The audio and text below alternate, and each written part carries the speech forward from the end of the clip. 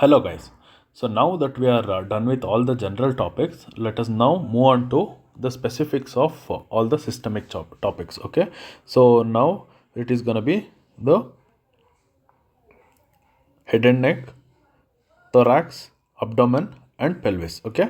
Head and neck, thorax, abdomen and pelvis is what our discussions will be. So to begin with, head, neck and face, it is going to be CNS, ENT, ophthalmology, psychiatry and endocrine with regards to head, neck and face we'll be studying. Okay. So now we are starting with neurology. So in neurology, now first let us start with head, neck and face anatomy and then we'll move on to the specifics of neurology. Okay. So with respect to head, neck and face anatomy, the first thing I want you guys to know is about the skull. Okay. In skull, the first thing is sutures. Okay. Sutures, there are three types of main sutures. That is, metopic suture is between two frontal bones, sagittal suture is between two parietal bones, lambdoid suture is between the occiput and the parietal bone. Okay. So if there is an abnormal fusion between these sutures, there occurs a phenomenon called brachycephaly and plagiocephaly. Okay. Then the important structure in the skull, that is pterion. Okay. So this is a landmark. Okay. So suppose this is the skull and this is the mastoid process. Just above the mastoid process, where there is a bony congruence of the sphenoid bone. So this is the landmark. What happens is, just behind it there is a artery, that is anterior division of the middle meningeal artery, where there is the increased chance of a rupture of it. Okay. So any trauma or any accident would cause the rupture of this middle meningeal artery and there might be hemorrhage. Okay. So that is why pterion is unstable structure, which is very important with respect to the landmark of skull. Okay. Then coming to fontanelles, the closure of fontanelle is important. That is, posterior fontanelle will close by 3 to 4 months, whereas the anterior fontanelle will close by 18 months to 2 years. Okay.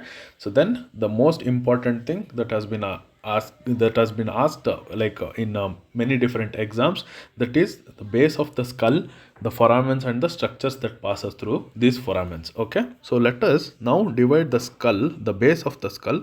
So think of this as the base of the skull, the section that I have taken, and there is fossas. Okay. The anterior cranial fossa, the middle cranial fossa and the posterior cranial fossa. In the posterior cranial fossa, there is something known as foramen magnum. Okay. So before going to all the foramens, so let us now discuss about the cranial nerves and then we'll talk about all the foramens that these cranial nerves will pass through. Okay. So the best way that you can learn about cranial nerves is the mnemonic: only one of the two athletes felt very good, victorious and healthy. Okay. So this is how you can learn all the 12 cranial nerves. Okay. So only one of the two athletes felt very good, victorious and healthy. Please paste this in your sticky note. Okay. So that is how you can it is a better way of learning about all these cranial nerves. Okay. So now let us see the foramens that these cranial nerves will pass through. Okay. So the first cranial nerve will be the olfactory nerve, right? So it is just above the nose. The cribriform plate will be there through which the cranial nerve 1 will pass through. Then right next to it will be the optic canal, where the cranial nerve 2, that is the optic nerve, will pass through and will get the supply from the eye. Okay. So this is the nerve that we all see, right? So optic nerve. Then coming to superior orbital fissure, there is a fissure called superior orbital fissure, through which three main nerves, that is 3, 4 and 6. So 3, 4 and 6 which supply the orbit, or the mainly the eyeball, will be passing through the superior orbital fissure. Okay. Orbit is what is supplying orbital nerves is what is supplying the or passing through the superior orbital fissure. Okay. So that is how we can learn it. Okay. So that is the 3, 4 and 6th nerve, and also a branch from the trigeminal nerve, that is the V1 branch, will be passing through the superior orbital fissure. Okay. So then There are other three foramens. Remember the name ROS. Okay, ROS. Okay, the first one is foramen rotundum, then the foramen ovale, then the foramen spinosum. Okay, so through these three foramens, there are three structures that will be passing through. Okay, so the through foramen rotundum, it is the V2 branch of the trigeminal nerve, and through foramen ovale, it is the V3 branch of the foramen of the trigeminal nerve. Where the through the foramen spinosum, it is gonna be the middle meningeal branch. Okay, middle meningeal artery. So just now we discussed about the middle meningeal artery in Terion, right? So this is where the middle meningeal artery will pass through. Okay, so this is with respect to ROS. Okay, then coming down with respect to posterior cranial fossa, it is gonna be the auditory canal or the auditory meatus, where two nerves, that is the cranial nerve 7 and 8, will pass through.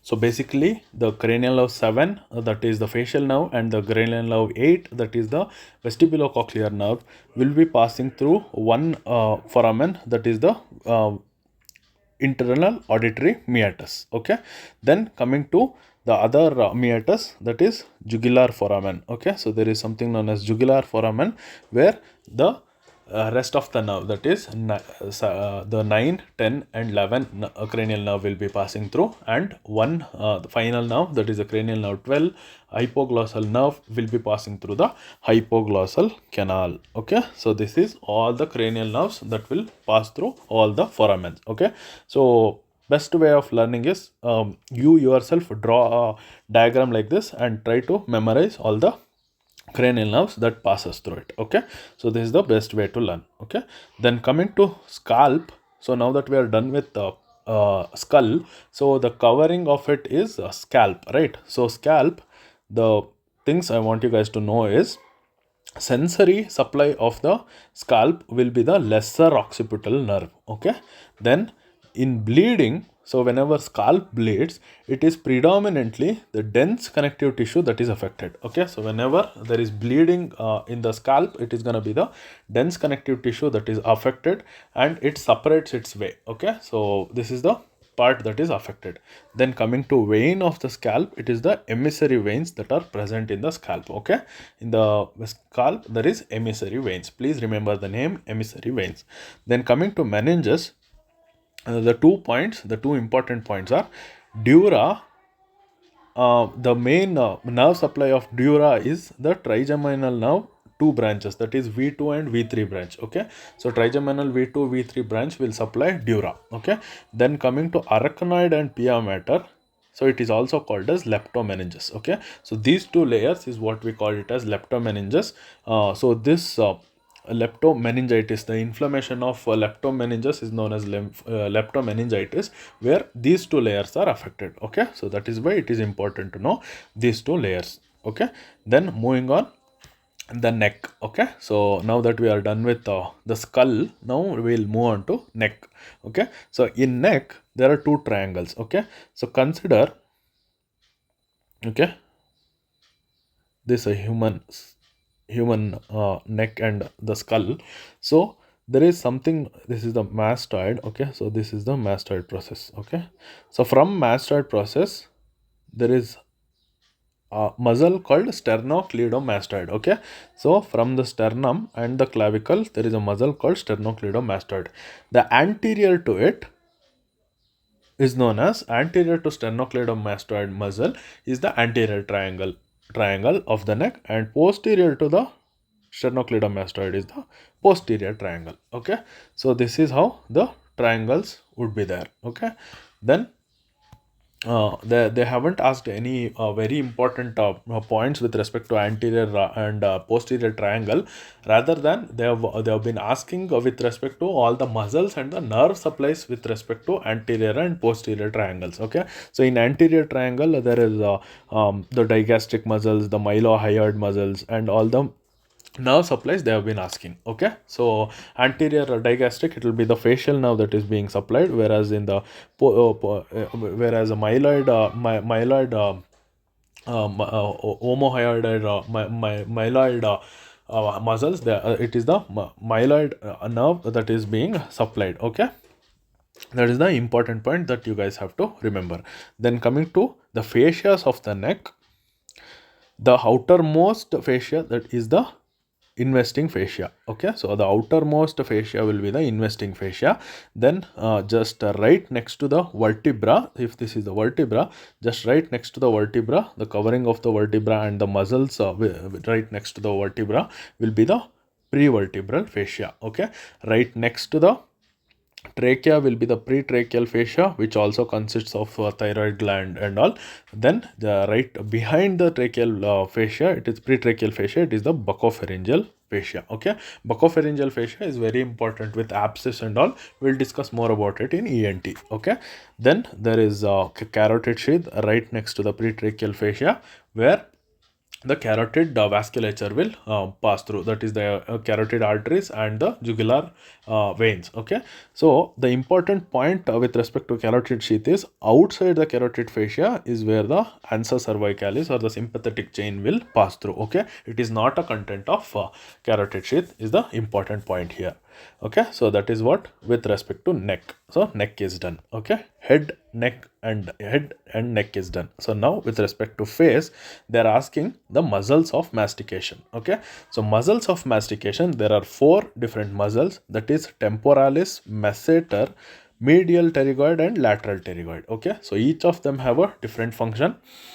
So temporalis will elevate and retract the jaw. So it is the function of mandible that these muscles are doing. Okay, so that is what causes the mastication, right? So this is the function of it. Okay, elevate and retract the mandible, whereas a masseter and medial pterygoid will elevate and protract the jaw, whereas lateral pterygoid is peculiar, where it causes depression and swinging of jaw. Okay, so this is the muscles of mastication and their action.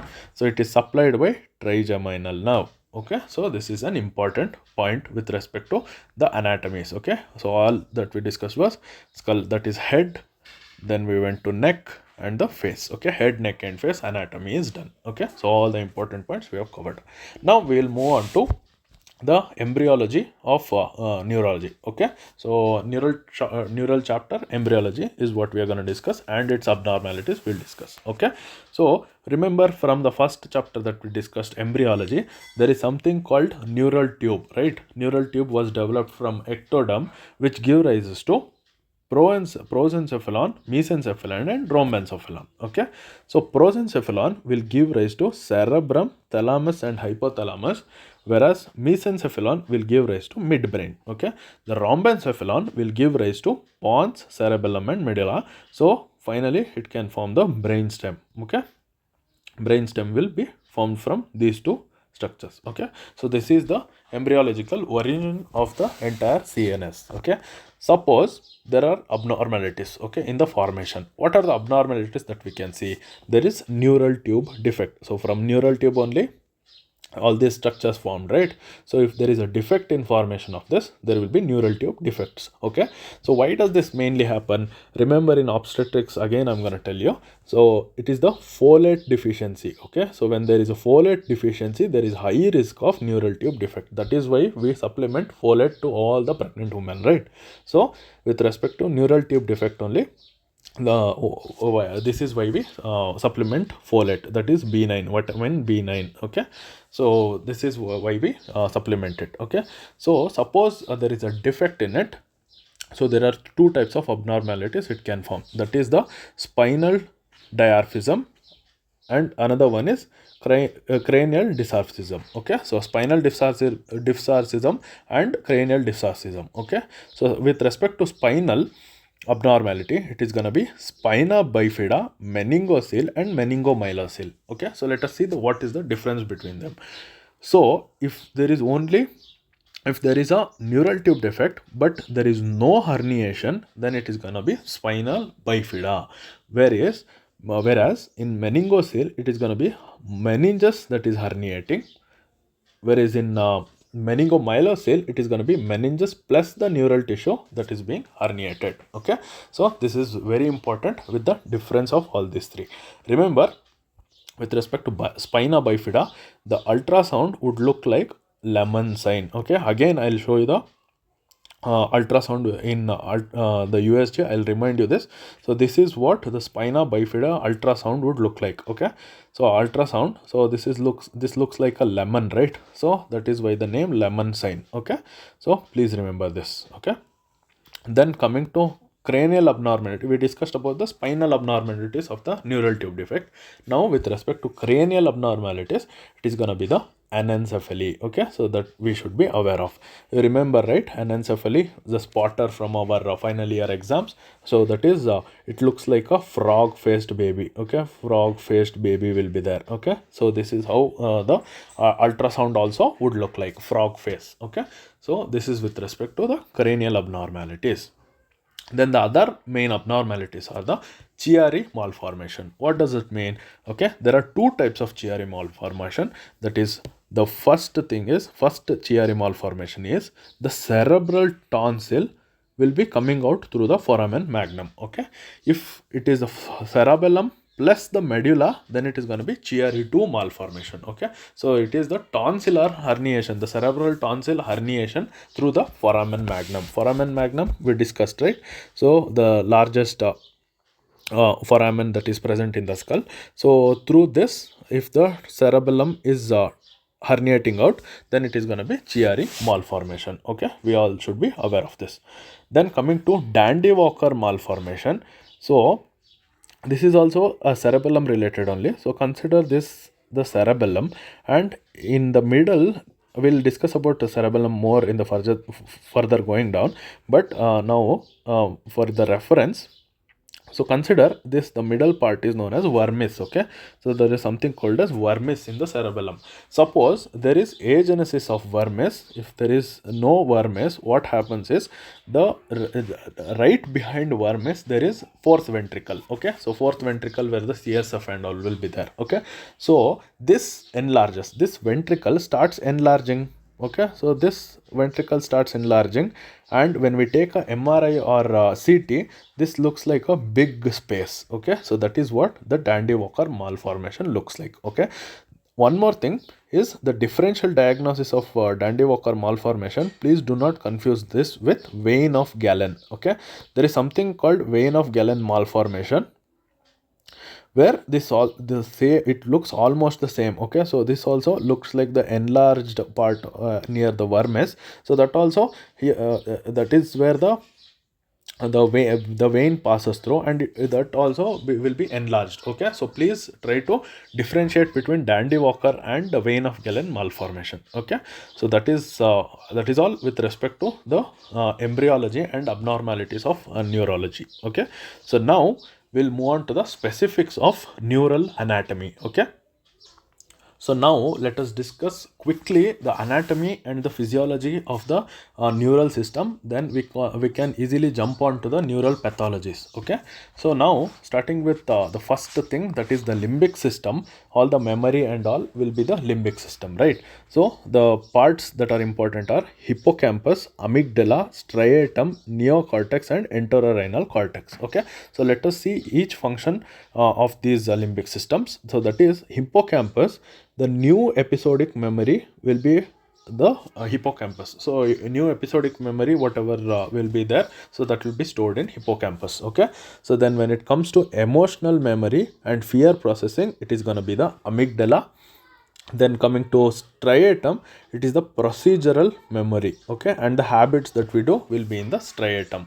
Neocortex is what is special for human beings, that is linking the related memory. Okay, so the neocortex is very special to human beings. Okay, then coming to entorhinal cortex, please remember this. This is the area which is most affected in Alzheimer's. Okay, when we discuss about Alzheimer's, I'll tell you again. So please remember, there is something called as entorhinal cortex in the limbic system, where it is the most affected part with respect to Alzheimer's. Okay, there is something called as basal nucleus of meenter is what is being affected with respect to entorhinal cortex.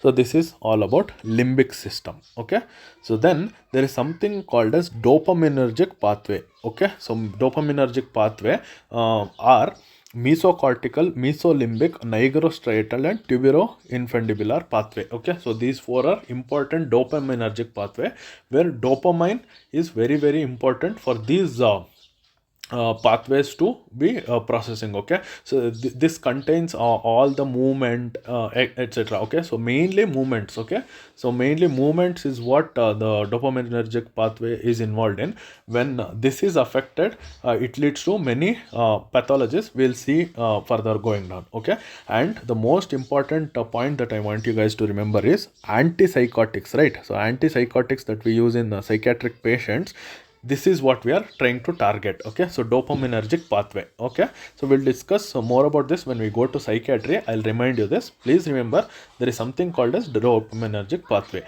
So what does this do? So main function, I told you, one thing is motor control, the movements. Okay, so the other one is motivation. Motivation is dopamine. Okay, so the dopamine detox and all we talk, right? So this is what we are targeting. Okay, so now that we are done with the limbic system and dopaminergic pathway, so now let us see the basal ganglia pathway. Okay, so this has been the previous year topic, very important, and in all the question banks also, if we try to solve the basal ganglia chapter, so this is very important, and it is very confusing, but I'll make it easy for you. Okay, so basal ganglia, so basically in the brain, so there is cortex, that is, okay, so there is cortex, this is the gray matter, right? So this is where the cell body lies. Okay, also, and other all the thing will be white matter, right? So where the neurons will be there, whereas the cell body will be in the gray matrix.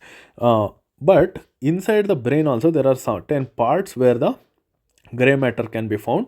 So gray matter meaning the cell body. Okay, so if it is a neuron and this is the axon of it, so these cell bodies will be in these parts. Okay, so this has the ability to think itself and also generate an action potential. Okay, so generation of action potential and all we discussed in our general physiology, right? So this is what the cell body does. Okay, so one of the main the gray matter that is present inside the brain is the basal ganglia. Okay, so what does this particular basal ganglia pathway does is, so it controls the movements. Okay, so along with the dopaminergic pathway, so it is all about the movements. Okay, so in dopaminergic pathway also we saw it, right? Substantia nigra and all. So the same thing will be involved in basal ganglia pathway also. Okay, so there are two things, that is direct pathway and indirect pathway. Okay, so there are two things with respect to basal ganglia pathway. So let us see what it does. Okay, in direct pathway, it is gonna stimulate the movement, whereas indirect pathway it inhibits. Okay, okay, so remember in that way. So indirect inhibits. Okay, whereas direct stimulates the movement. So let us see how this happens. Okay, so in direct pathway, suppose I'm thinking of doing a movement. Okay, suppose I'm thinking of writing here, right? What happens is the cell body from the cortex will generate an action potential and send the glutamate. Okay, so we know that, right? Glutamate is excitatory. So it sends glutamate to striatum. Okay, what is striatum in basal ganglia?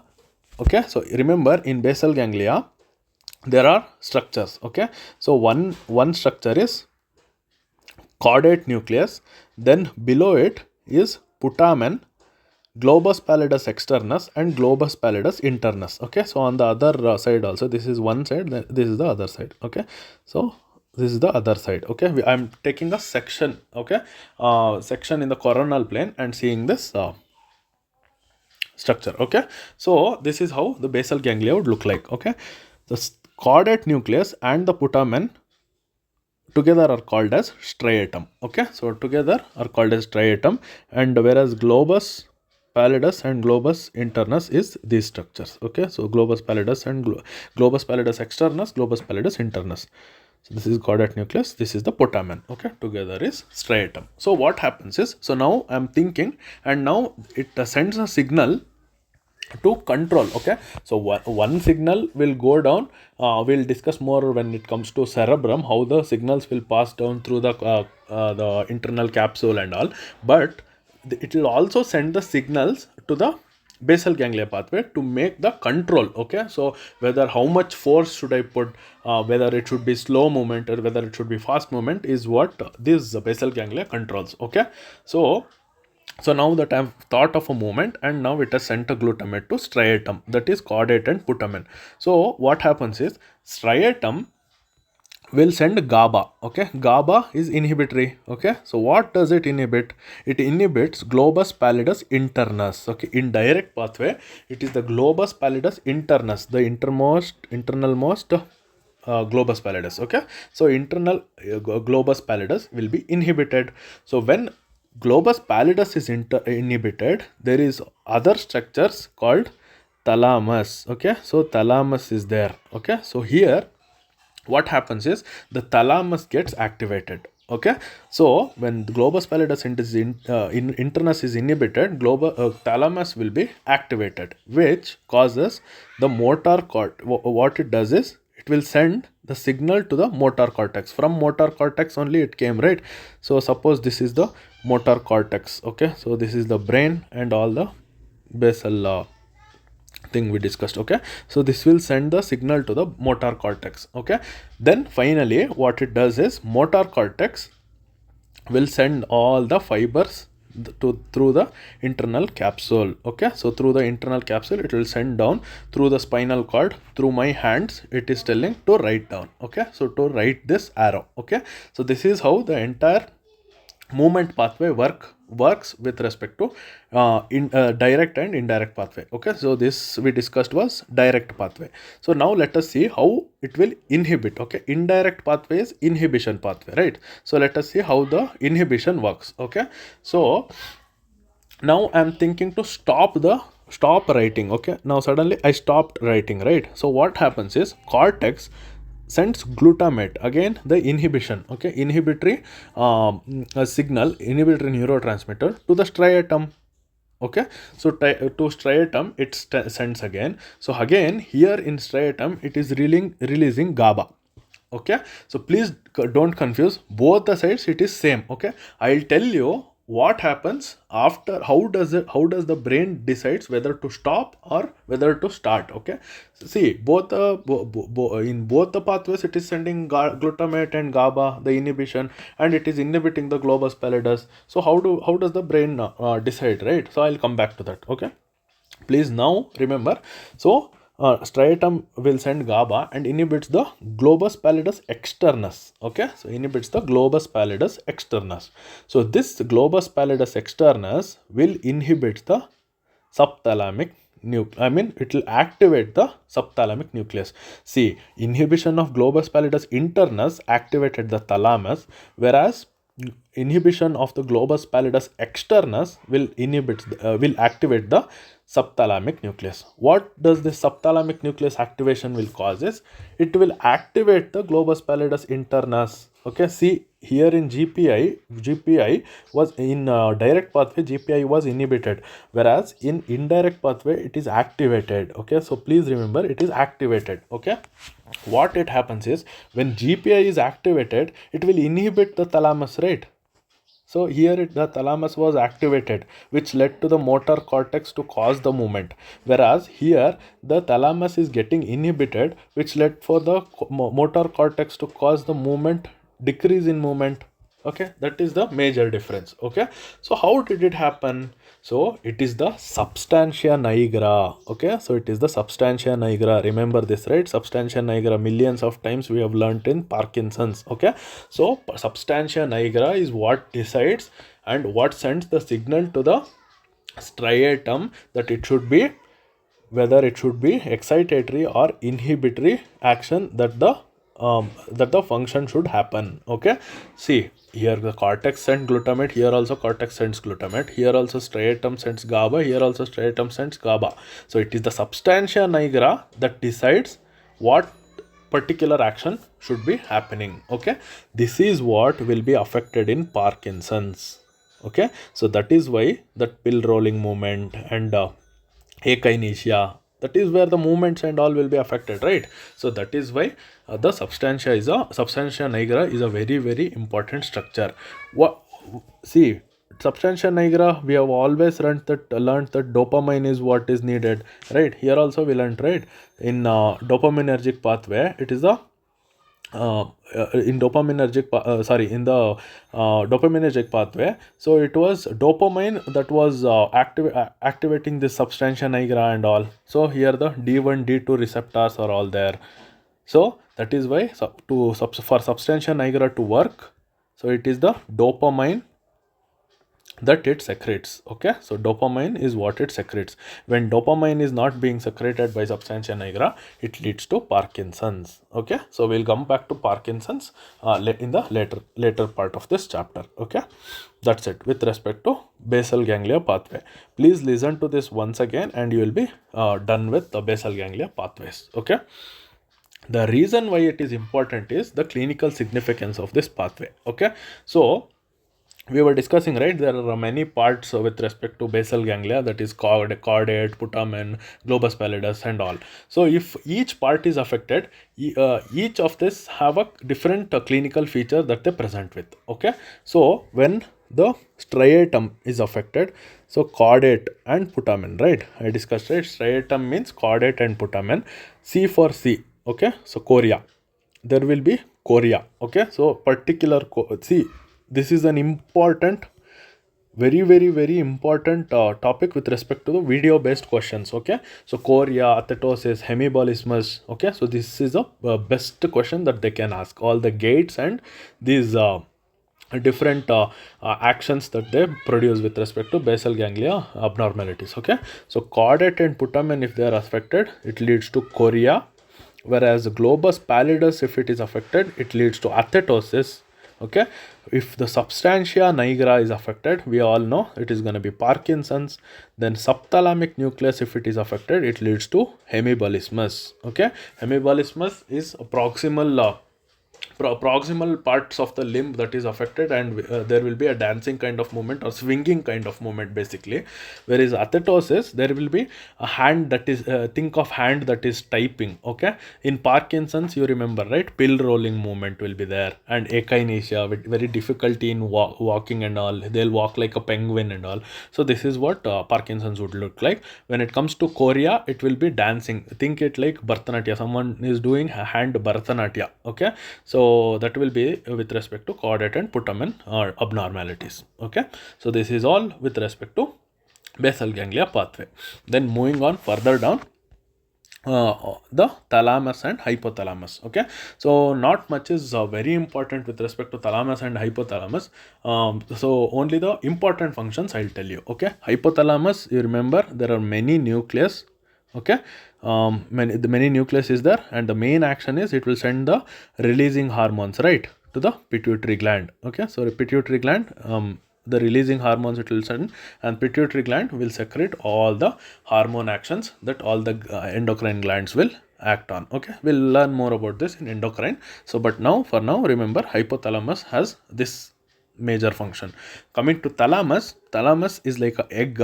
It has anterior part, the medial and the lateral part. Okay, so it should be divided as anterior, medial and lateral. Okay, so medial part of the thalamus will control the emotions, whereas anterior part will be the alertness. Okay, then coming to, there are two geniculate bodies in thalamus, that is medial geniculate and lateral geniculate body. Okay, so medial geniculate body is where the hearing, our cochlear nerve will come to medial geniculate body, and then it will go to the auditory cortex. Okay, so please remember, medial geniculate body is hearing, whereas lateral geniculate body is vision. Okay, so the vision is with respect to lateral geniculate body. So that is the main thing that you have to know with respect to thalamus and hypothalamus. So now the two main things before we dive into the cerebrum and cerebellum. So I want you guys to know is vomiting center and the sleep cycle. Okay, so they have been interested in asking this vomiting centers, okay, and the sleep wake cycle. So in vomiting centers, so please remember, it is gonna be many receptors are there. Okay, so many receptors are there, so that is what will go and act on the central nervous system and control the vomiting. Okay, so D2, 5-HT3 and NK1. are the receptors which will go and act on the CTZ. Okay, so remember this. Okay, so on CTZ, D2, 5HT3 and NK1. The reason why this is important is the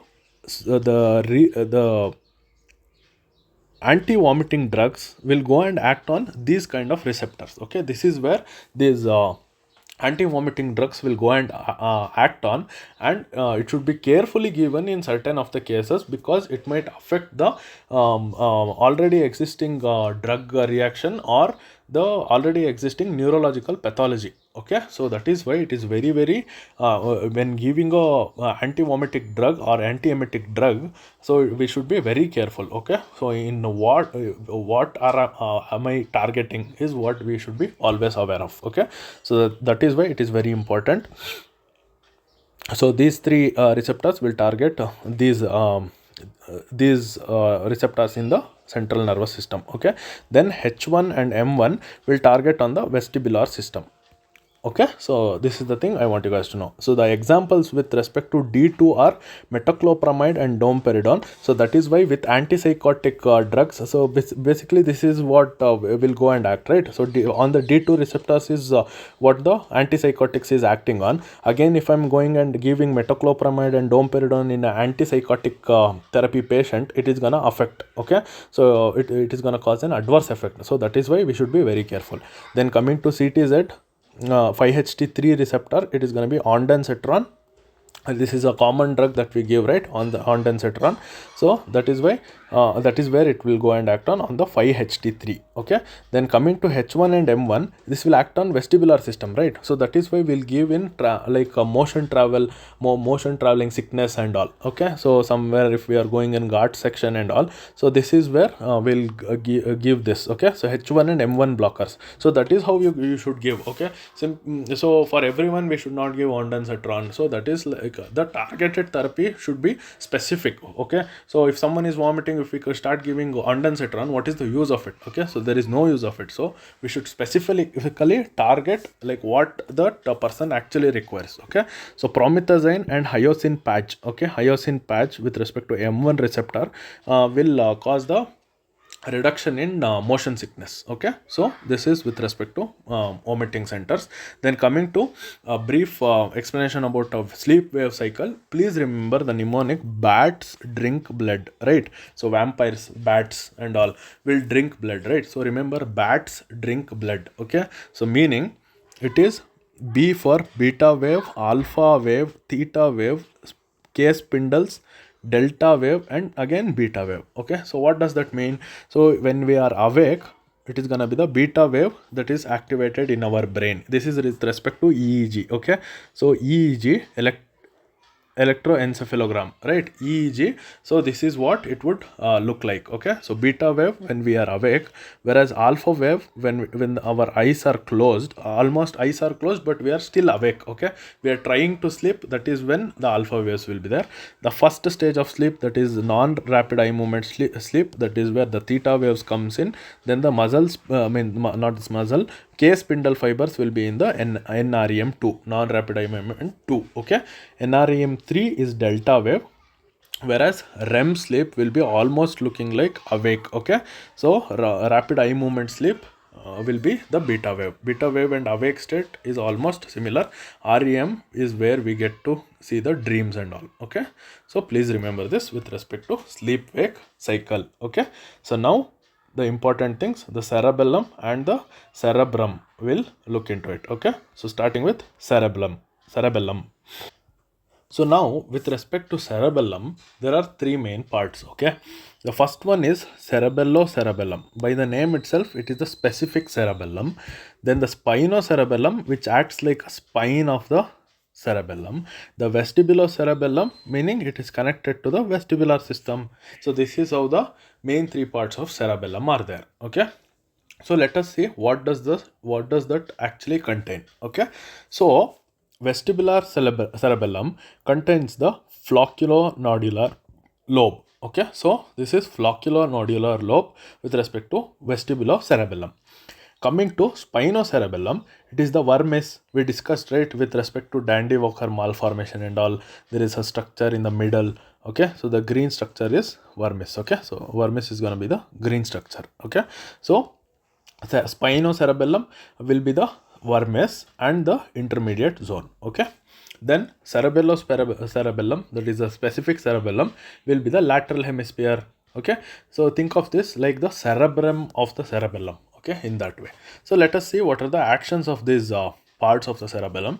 So vestibulocerebellum, I told you, right, it is connected to the vestibular part of the vestibular system basically.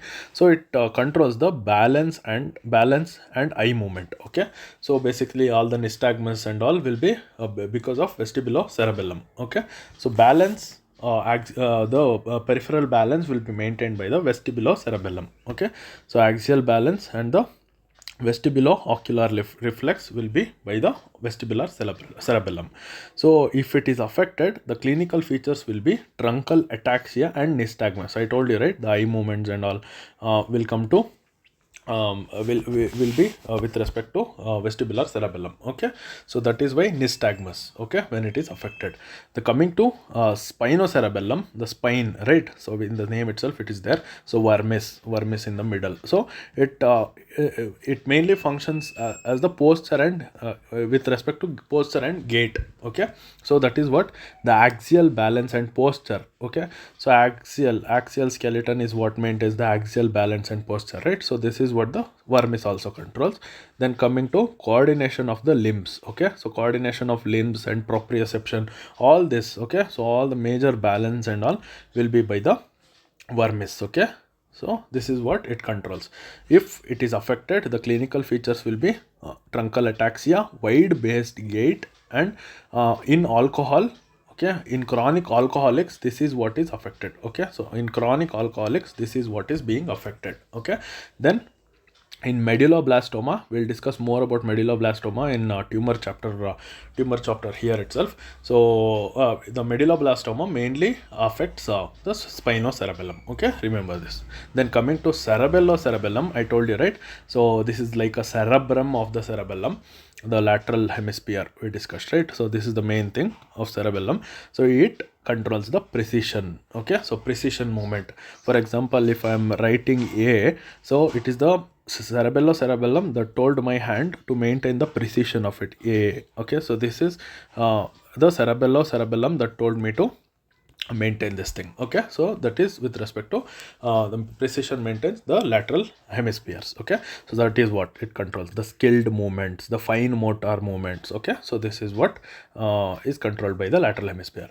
When it is affected, the clinical features will be dysmetria. All the tests that we do with respect to cerebellar function, when a patient who is affected by when it comes to a neurological clinic, so this is what we used to see, right, when they used to come to general medicine and to neurology department. So this is what we were seeing, right? We used to tell them to walk in a straight line. We used to see the Romberg's gait, meaning that we were trying to check the vermis and the flocculonodular lobe functions. So nystagmus we were seeing. So it is that way we are testing each lobe of the cerebellum. Okay, so coming to dysmetria, intention tremors, we were telling him to clap on a single hand, that is dysteidocokinesia. We remember this, right? Then dysarthria meaning all the speech and all, because it was the fine motor movement, right? So dysarthria, whether the articulations are correct or not, this is what we were trying to elicit. Okay, then coming to hypotonia, all these things are maintained by the lateral hemisphere, that is the cerebellum. Okay, so that's it. This is all the functions and anatomy of the cerebellum. So moving on with respect to spinal cord. Okay, so before we begin with the section of the spinal cord, so let me tell you, this has been the examiner's favorite with respect to previous year topics, that is lumbar puncture. Okay, so they are asking the layers. Okay, so to arrange the layers, okay, they are giving all the options. They are telling us to arrange the layers. So first thing is skin that we pierce, right, in lumbar puncture. Then fascia, supraspinatus, infraspinatus, then the ligamentum flavum. After once we puncture the ligamentum flavum is when we lose the resistance, right? So we used to lose the resistance in when doing the CSF puncture and all. So this is where we used to lose the resistance, okay, ligamentum flavum. Then we reach the epidural space, then the dura, arachnoid, then the subarachnoid space, then we used to reach the CSF, okay. So this is the order that they are asking us to arrange. This is where we go wrong, okay. Supraspinatus, infraspinatus, okay, whether it is the supraspinatus or the infraspinatus that comes in is in, okay, infraspinatus. So that is how you remember it, okay. So that is with respect to lumbar puncture of spinal cord. Where do we do this? Normally it is going to be below L3, okay, L3, L4, okay. So this is the space that we try to do lumbar puncture, okay. Then coming to spinal cord section, this is very beautiful. If you learn this diagram, it will be sorted for life, okay. Your entire neurology will be easiest for you. If you learn this diagram, I'll make it easy for you. Please remember, I'll make it easy for you. So please remember, there are two types of functions from cortex, okay. So think of neurology, the entire chapter of neurology as like we are learning some electrical work that we are doing. Whereas when we go to cardiology, it is the plumbing work that is what we are trying to learn, okay. So electrical work meaning all the electrical wiring and all that goes on in home, right? So this is what we are trying to learn with respect to neurology, whereas in cardiology it is the plumbing work, okay. So all the pipelines and all, there is one motor pump and all inside the home we are doing the pipeline working, right? So this is what we are trying to learn in cardiology, okay. This is what makes it easier for you. Suppose there is one big generator that is there, that is brain, okay. So it is generating too many signals, okay. So from too many signals we are trying to get one big bundle of wire, that is it contains many small wires, that is spinal cord, okay. One big cord, okay. So that is why the name cord also, right? It contains all the wires, okay. So this is how the spinal cord, the cord will be arranged, okay. So it should not be very confusing for the electrician also, right? So when working, so that is why the arrangement, okay. So what happens is, all the sensory input, okay, all the sensory input will be either, so arrangement will be anterior, lateral and posterior. This is how the cords are arranged in, okay. So all the green that I have marked, right? Okay, so all the green shade is what the motor, okay. So the motor, that is from the brain all these wires are coming, okay. And the red thing that I have marked, okay, so all the red shading is where from the body to the brain it is going. Sensations, all the sensory inputs, okay, all the sensory things that are there from our body is going through these channels, okay. So this is one section that I have taken from a spinal cord, okay. Remember in that way. So, and remember, in brain it was the outside that the gray matter was there, whereas in spinal cord it is going to be the inside that is gray, okay. So here it is gray, whereas in brain it was outside it is gray, okay. So remember in that way, it will be easier for you, okay. Then coming down to, as I was telling, green is what is motor and red is sensory, okay. So what happens is, all the dorsal tracts are sensory, all the dorsal tracts will carry deep touch and proprioception, okay. Deep touch and proprioception will be carried by the dorsal tracts, whereas the lateral tracts will carry the pain and temperature. Pain and temperature is by the lateral tracts, whereas deep touch and proprioception will be by the dorsal tracts, and anterior tracts will carry the fine touch, okay. If I touch very smoothly, it is going to be the anterior tract that is taking the signal to the brain, okay. Whereas deeply, if I touch, and proprioception, you know that, right? All the limb positions and all, at which level, even if I close the eye, I would be knowing which level my hand is. So this is proprioception that is being carried by the dorsal tract. Then coming to the lateral tract, it is pain and temperature that is being carried, okay. This is with respect to the sensory tracts, okay. Then coming to motor tracts, it is the cortico-spinal tract, which will be arranged in the lateral and the anterior part of the spinal cord, okay. So see, here it is lateral, and the anterior part is where the motor signals are being arranged. Okay, so this is it, and that is what you are required to know. Okay, so and one more main thing is the with respect to decussations. Okay, now that you know where the arrangement of these sensory and the motor cords are, so let us see where the decussation, meaning, see, it is very confusing. We all don't know why this happened. Any of the scientists also have been are like still figuring out why do the left brain controls the, I mean, from the left it is gonna go the decussate to the right, and from the right it is gonna decussate to the left. We still don't know it. Okay, so what happens is there should be decussations, right? So where does this decussation and all happen? So it is very important, because not all of it will decussate in pyramid. Okay, so pyramid is the place where the medulla is where the medulla, there is a pyramid, so that is where the decussation happens, but it is not all the things will happen there. Okay, remember the lateral tracts that we discussed with respect to sensory, right? All the lateral tract, now I'll tell about sensory, then I'll come on to motor. So all the lateral tracts will decussate then and there itself. Okay, so all the sensory we discussed in general physiology, right? So all the sensory will be the dorsal route it carries.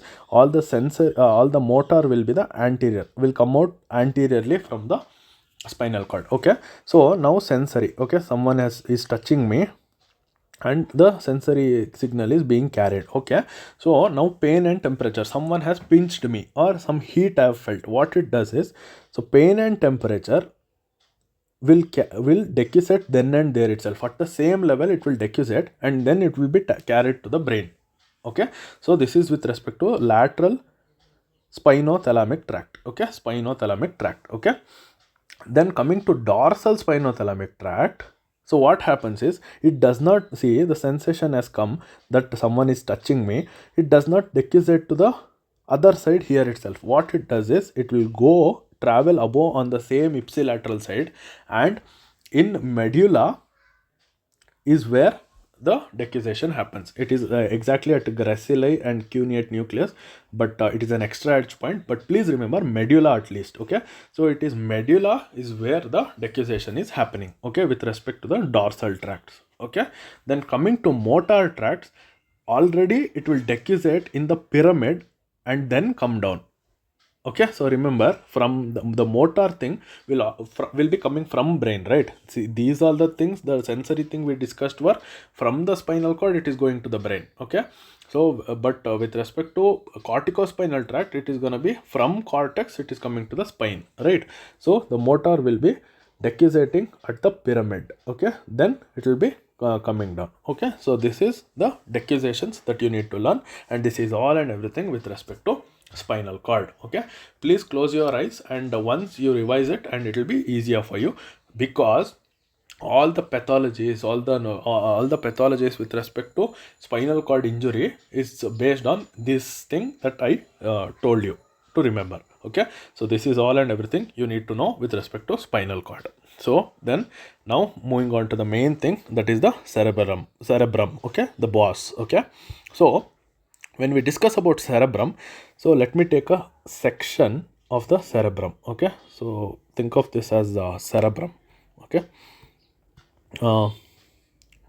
cerebrum is there, so this is the corpus callosum.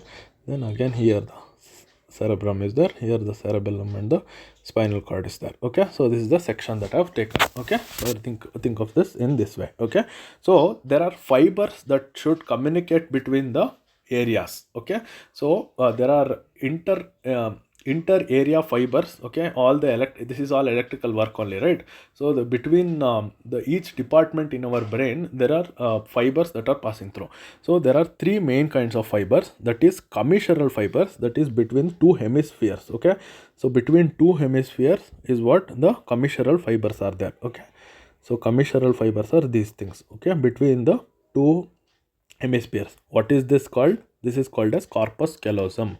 Remember, right? So corpus callosum is what communicates between the two hemispheres. Okay, right and the left hemisphere.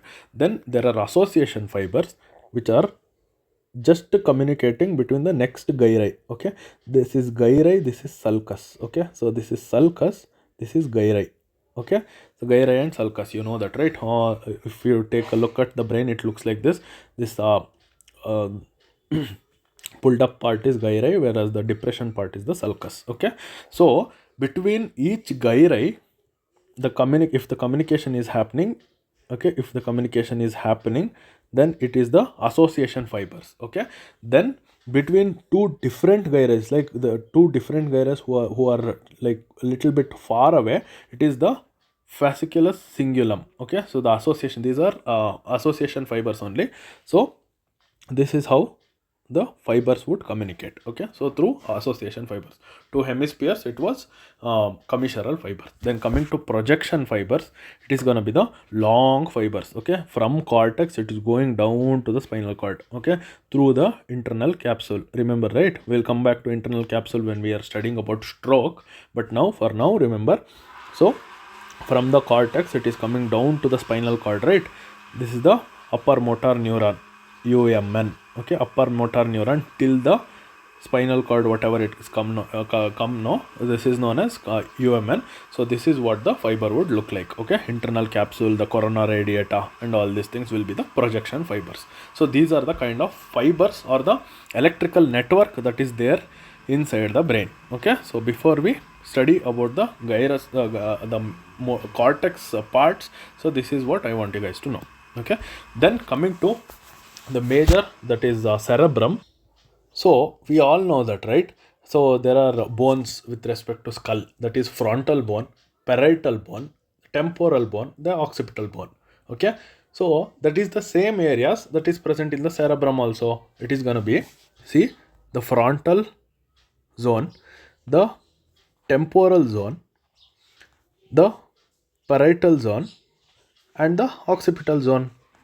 Okay, so these are the lobes of the brain. So that's it. Okay, in lobes of the brain, so our neurologists have divided them so that it will be easier for us to know where actually the lesion is there, or where actually that particular function of the brain comes from. Okay, so the main division is all these lobes that I told you. Okay, with respect to the bones only, they have divided the lobes also. Okay, so let us see one by one. So there is superior, middle, and inferior frontal lobe, superior, middle, and inferior frontal lobe. Then there is orbital lobe with respect to orbit. Here is the eye. Above the eye itself, orbit is there, so that is why the orbital lobe. Okay, so this is in the frontal part of the brain. Okay, then coming to the temporal zone, it is the superior, middle, and inferior temporal lobe. So the same way, same like in the frontal also, it is going to be in the temporal lobe. Then it is the occipital lobe alone. Then coming to parietal part of the lobe, it is divided as precentral, postcentral, gyrus. Okay, so there is one big sulcus. Okay, so between that it has been divided as, in front of it is precentral, whereas behind that is postcentral gyrus. Okay, so precentral gyrus carries the motor signal, whereas the postcentral gyrus carries the sensory signals. Okay, that's it.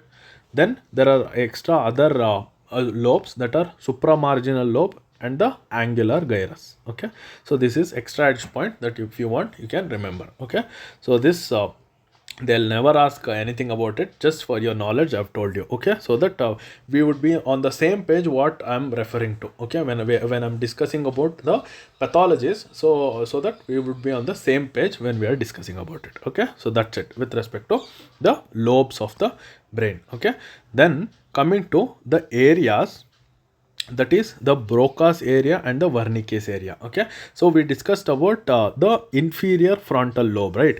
In the inferior frontal lobe, there is an area called Broca's area, which has been given the number 44 and 45. It controls the speech. Okay, it is called speech area. Okay, so it is in the inferior frontal gyrus. Okay, please remember the zone that this is present in. Then when coming to Wernicke's area, it is in the area 22 of the superior temporal gyrus. Okay, superior temporal gyrus, area 22. Okay, so remember this, because when Broca's area is affected, we'll get to see broken speech, whereas Wernicke's area is affected, we'll get to see the receptive aphasia, that is we aren't able to listen. Okay, so we aren't able to listen to anything. Okay, so we are I mean not listen, it is basically we aren't able to comprehend what the person is saying. So this is reception based on the words that the person is telling. If we are not able to listen anything, or we are not able to like comment what he is telling, the speech will be normal. They'll be telling the words, but they wouldn't be able to know what that person is speaking, the opposite person is speaking. That is receptive aphasia. If the speech is broken, that is he's telling some blah blah thing in that way, so it is going to be Broca's aphasia. Broca. Okay, so remember in that way, it will be easier for you. Please remember this: 44 45 is Broca's area, whereas 22 is Wernicke's area. So this is all with all and everything you need to know with respect to head, neck and face anatomy. All the neural anatomy, embryology and all is done. So now we'll move on to the specifics of brain pathologies. Okay, so all the neural pathologies will get it done within few minutes. Okay.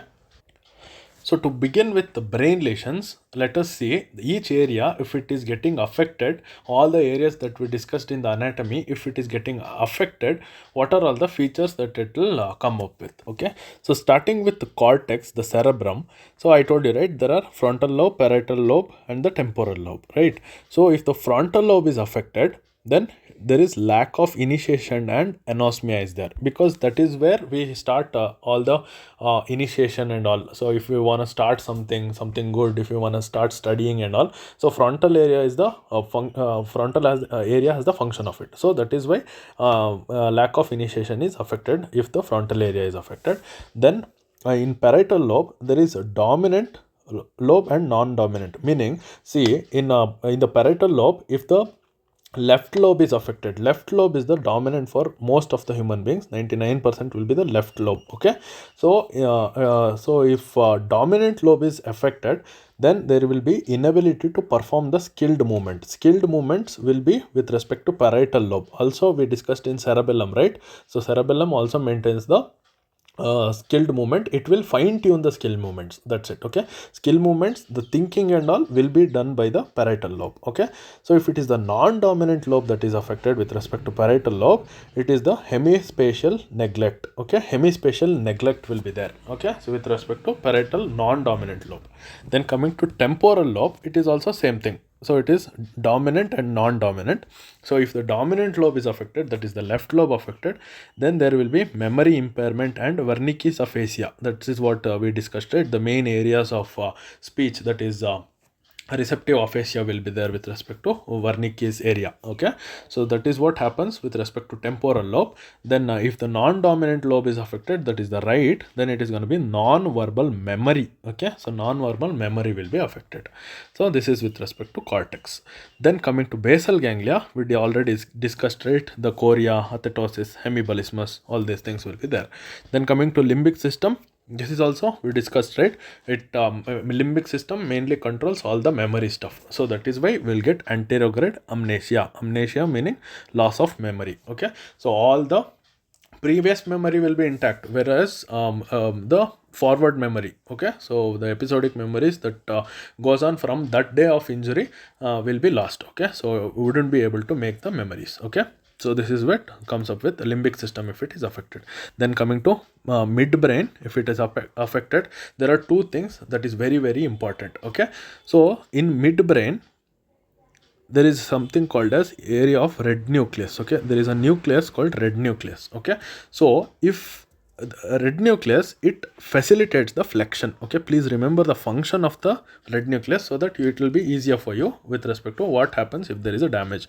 It facilitates flexion. If I want to flex something, so red nucleus is what facilitates this flexion. Okay, if the lesion in the midbrain is affected above the red nucleus, okay, so if there is above the red nucleus, it is going to be decorticate. Okay, only the cortex is affected. Okay, so that is why only the lower limb will be affected. Okay, so in the lower limb we wouldn't be able to do the flexion of the knee and flexion of hip and all, we wouldn't be able to do.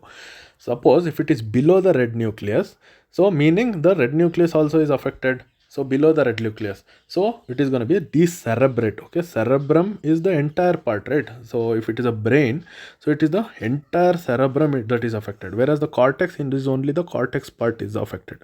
So that is why only the lower limb, whereas in decerebrate it is both upper limb and lower limb that is affected, and the person will be in the extended manner. Okay, so the person will be completely extended. There is no flexion at all of both upper limb and lower limb. So this is all and everything with respect to the lesions of that particular zones. Okay, so now we'll move on to the specific pathologies with respect to the neurology. Okay, so first thing is stroke. Okay, so in stroke there are two things. One is ischemic stroke, the hemorrhagic stroke. Okay, we'll start with ischemic stroke, then we'll go on to hemorrhagic stroke. Some of the important points with respect to ischemic stroke is there is something called transient ischemic attack. Okay, which means so there is a stroke but it will resolve within 15 minutes. Okay, so there is an attack but there is a so there is increased risk of a repetitive stroke.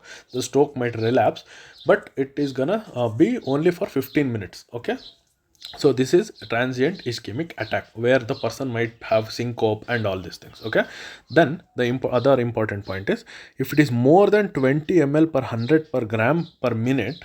So the blood flow in the brain, if it is more than this value, then it will be a reversible ischemia. So the ischemia can be reversed. Okay, there is no infarct and there is increased chances of recovery. Okay, so this is the value. Okay, then there is a transient visual loss, which is also called as amaurosis fugax. Okay, please remember this name, amaurosis fugax. Okay, then the most common area, the most vulnerable area for stroke is hippocampus. So that is why the memory loss and all will be there with respect to stroke. Okay, so that is why hippocampus is most vulnerable.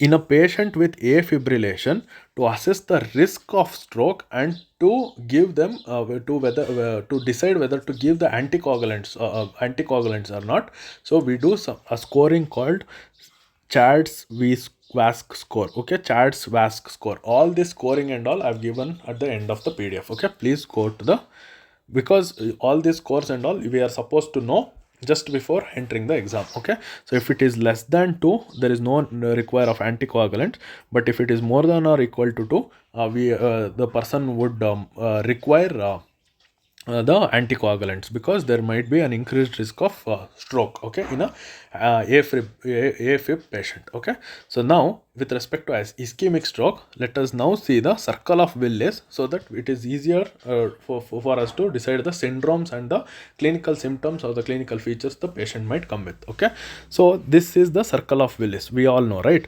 So let us start from the down. So from below, it is the vertebral arteries. Okay, together they will form the basilar artery. Basilar artery will form the posterior cerebral artery. Then after that, posterior communicating artery is there. From the middle in the skull, there is internal carotid artery that is coming in. I mean, it is coming in and it will give a biggest branch, that is the middle, that is the MCA. Okay, middle cerebral artery. Then from the medial cerebral artery, the anterior communicating artery is there.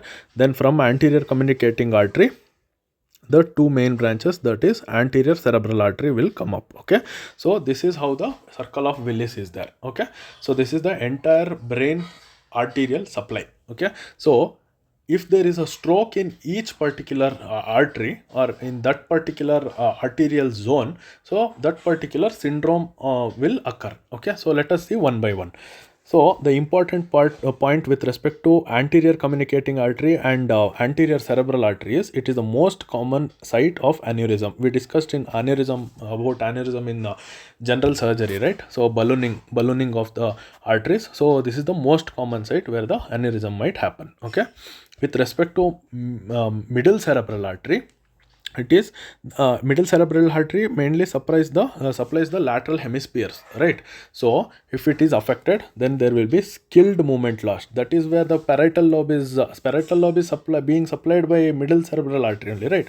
So parietal lobe we discussed, right? Skilled movement. So that is where the skilled movements are lost. Okay, and also the motor function, because motor from the we discussed, right, the motor cortex, pre-central gyrus.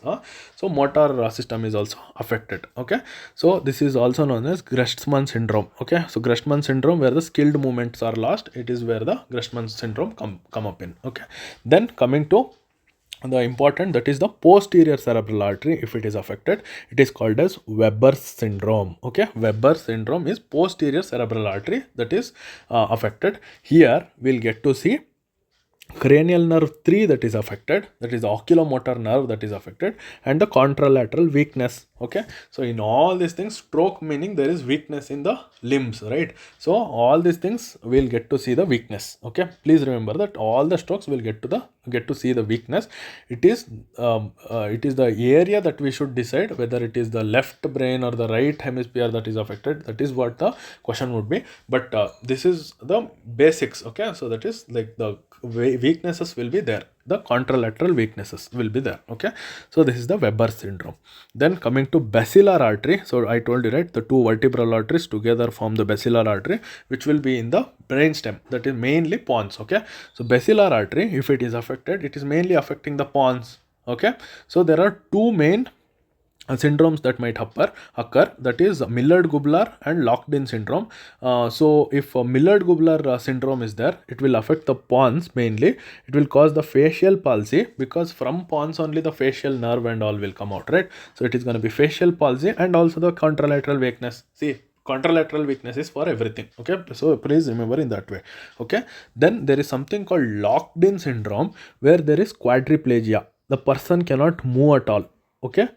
Okay, but he is consciousness is there, but he wouldn't be able to move any limbs and all. Okay, the way he communicates is through the vertical movement of the eye. Okay, so vertical movement of the eye is there. Okay, only through that he would be able to move. Okay, but all the limbs and all, nothing he will be able to move. This is known as locked in syndrome. Okay, this is very important, please remember that. Then if the anterior inferior cerebral artery is affected, then it is going to cause Foix. Okay, that is not much of an importance, please leave it there. Then coming to posterior inferior cerebral artery, it supplies many parts of cerebellum also, so that is where the Wallenberg syndrome comes in, and PICA will also supply the medulla. Okay, lateral part of the medulla. Okay, so that is why lateral medullary syndrome we all discussed, right, with respect to spinal cord. So medulla is nothing but medulla oblongata is the continuation of the spinal cord. So if lateral medulla is affected, so lateral part is where in spinal cord is where the pain and temperature sensations are carried, right? So that's it, right? So the contralateral pain and temperature also will be affected with respect to medullary syndrome. Okay, and also the ipsilateral. Okay, the ipsilateral ataxia will be there, and face pain and temperature will be lost. Okay, so see, ipsilateral ataxia is there, meaning the proprioception on the ipsilateral side, because see, till the decussation in the pyramid, it will be the ipsilateral side that the proprioception and all will follow, right? So that is why it will be affected on the ipsilateral side. So this is what Wallenberg syndrome or the lateral medullary syndrome is there. Okay, please remember this Weber syndrome, the Millard-Gubler syndrome, locked-in syndrome, and Wallenberg syndrome just before going into your exams. Okay, so that's it with respect to ischemic strokes. Okay, now let us see the important thing, that is the management of the ischemic stroke. So now, the management is based on the time that the patient comes in to the hospital. Okay, so this is if less than within less than 4.5 hours, if the patient comes in, there is a different management. If it is more than 4.5 hours, it is a different management. Please remember, there is a new update that till 9 hours we can manage in this way. Okay, so there is a new update. This is the old thing. It was till 4.5 hours, but there is a new update that tells that up to 9 hours we can treat in this way. Okay, so let us see what are the ways. Okay, so let us take it is less than 4.5 hours itself.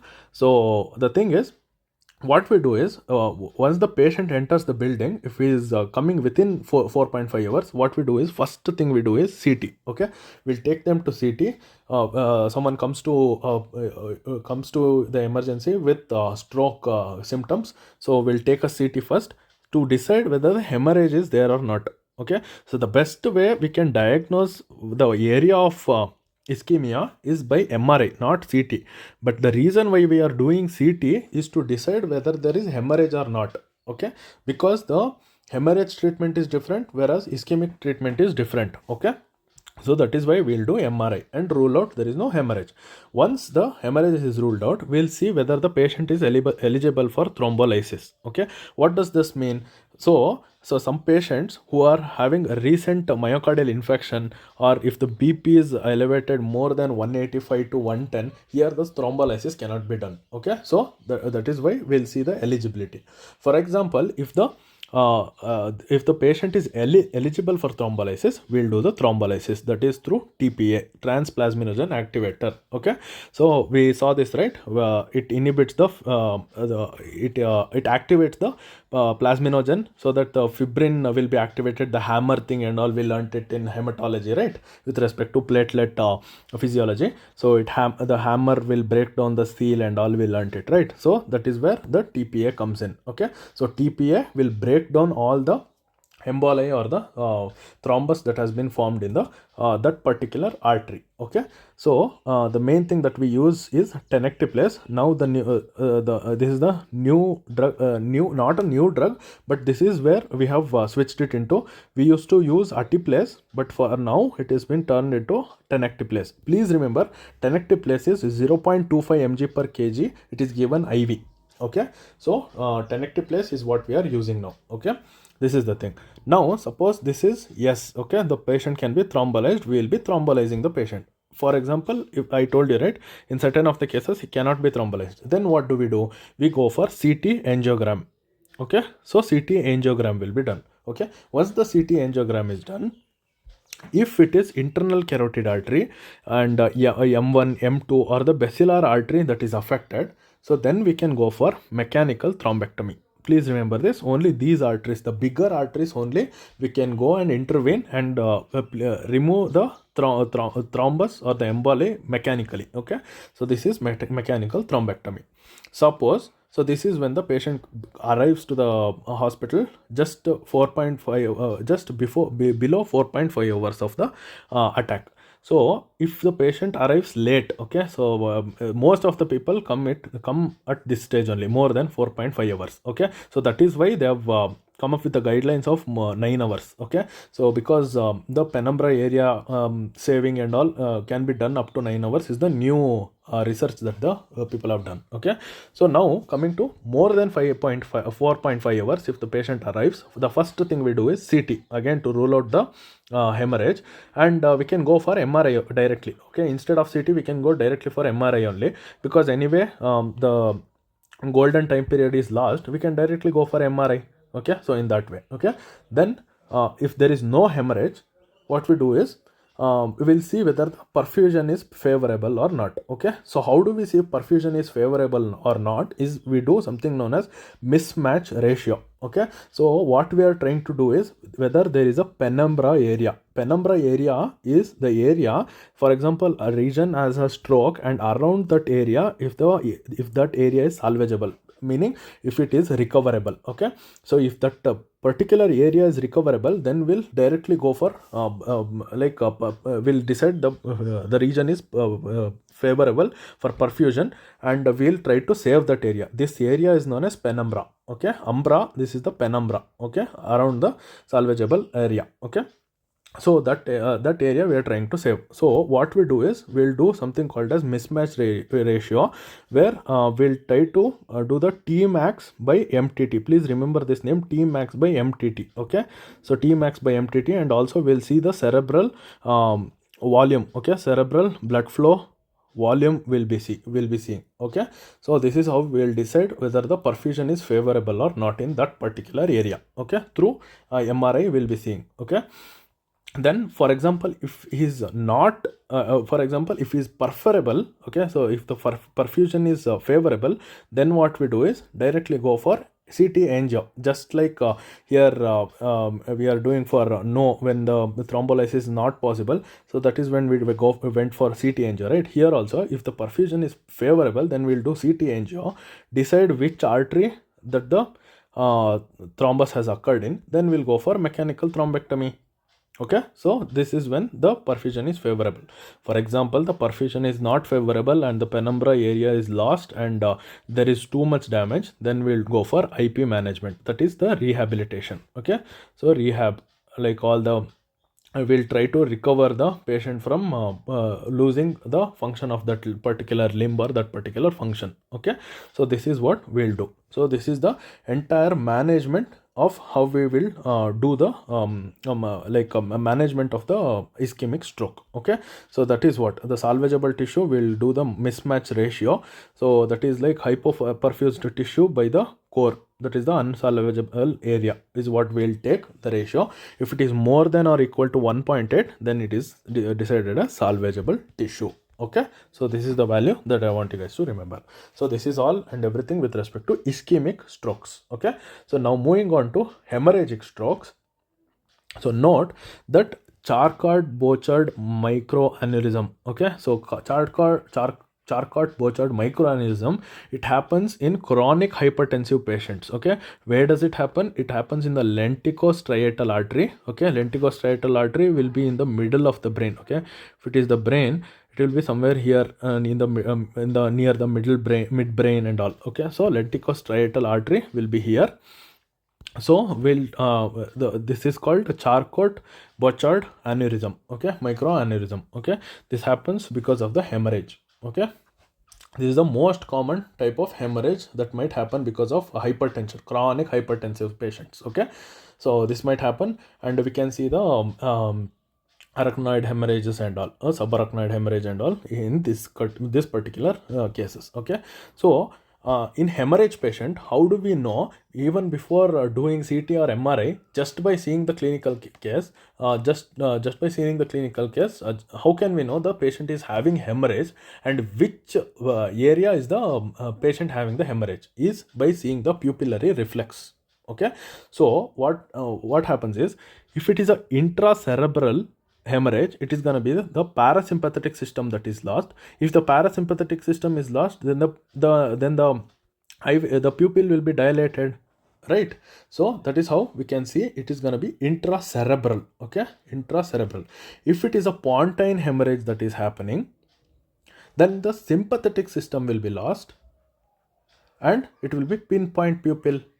Okay, P for P, remember in that way. Pontine hemorrhage is pinpoint pupil. Okay, PPP. Okay, remember in that way.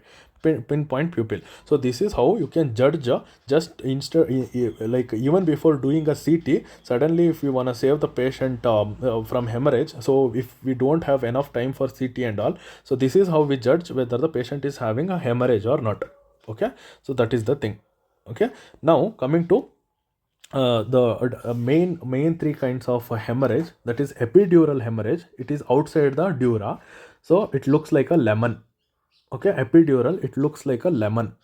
Okay, so then the subdural hemorrhage, that is sub SDH, will look like a banana just below the dura. It will look like a banana. Whereas subarachnoid hemorrhage, that is what I told you, right? In lenticulostriatal artery hemorrhage and all. So the subarachnoid hemorrhage would look like a random hemorrhage that will be in the MRI or CT. Okay, so CT is the best method to diagnose hemorrhage. Okay, so this is how we can judge what type of hemorrhage has happened. Okay, so remember, in subarachnoid hemorrhage, they will be having the worst headache of their life. Okay, then it will be a thunderback headache. Its name is thunderback headache, the worst headache of their life. Okay, so the management will be based on the immediate management will be, for example, if there is an emergency emergency with respect to hemorrhage that is happening, and there is cerebral edema that is happening, and there is no chance of you going into OT and doing the craniectomy.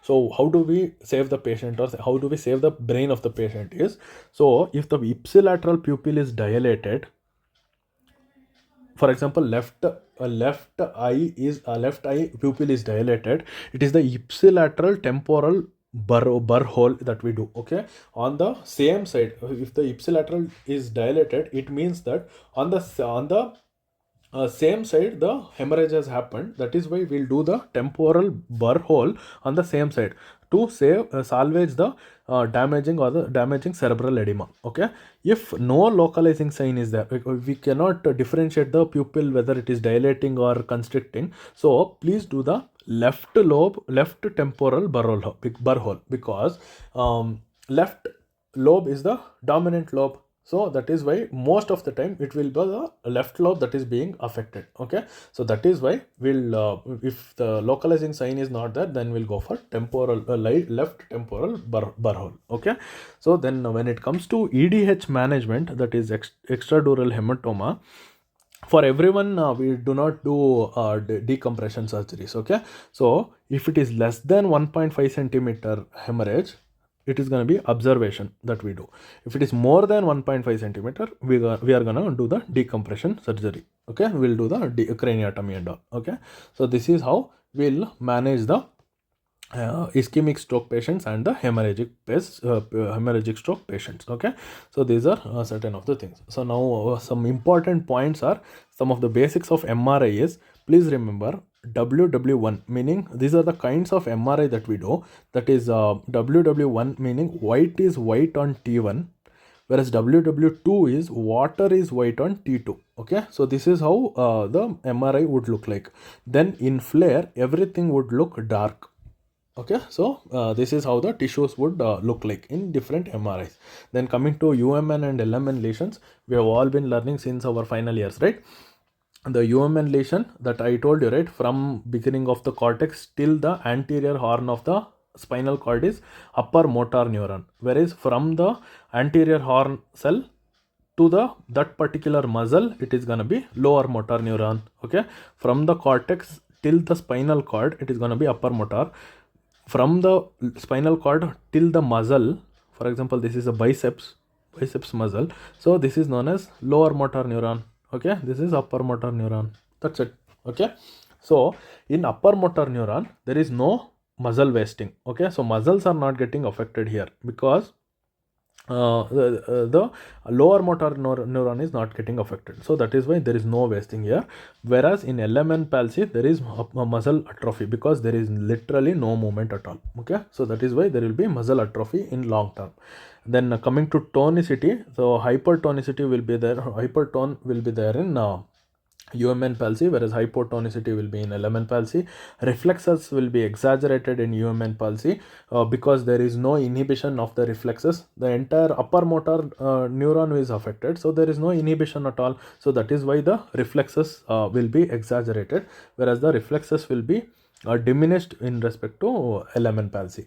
There will be spastic paralysis, whereas here it will be flaccid paralysis in LMN palsy. Okay, so the Babinski sign, the plantar reflexes, it will be Babinski reflex with respect to UMN palsy, whereas in LMN palsy it will be fasciculations that we can see in the distal muscles. Okay, so these are certain things with respect to the strokes. Okay, then now we'll move on to the other vascular pathologies. That is one of the main thing is headaches. Okay, so we'll discuss about headaches now.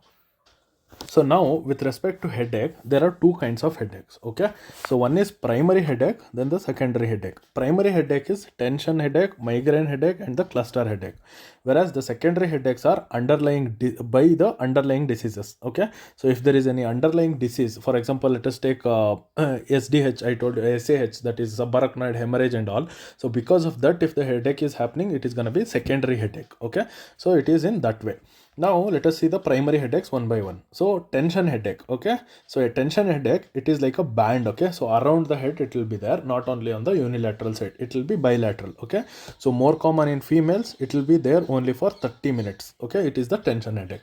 How will we treat them? It is going to be NSAIDs and tricyclic acids that we use for treatment for tension headache. Then coming to migraine headache and cluster headache, the pathogenesis is almost similar, okay.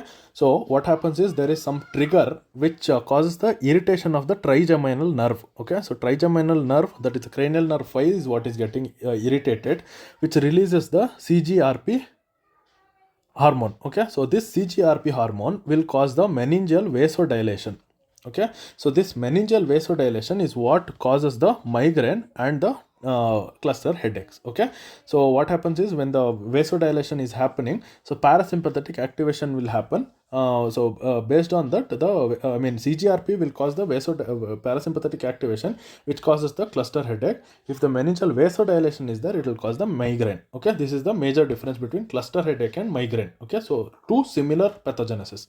So in migraine, it is going to be unilateral and it is going to stay up to 3 days, okay. So it can go up to 3 days, okay.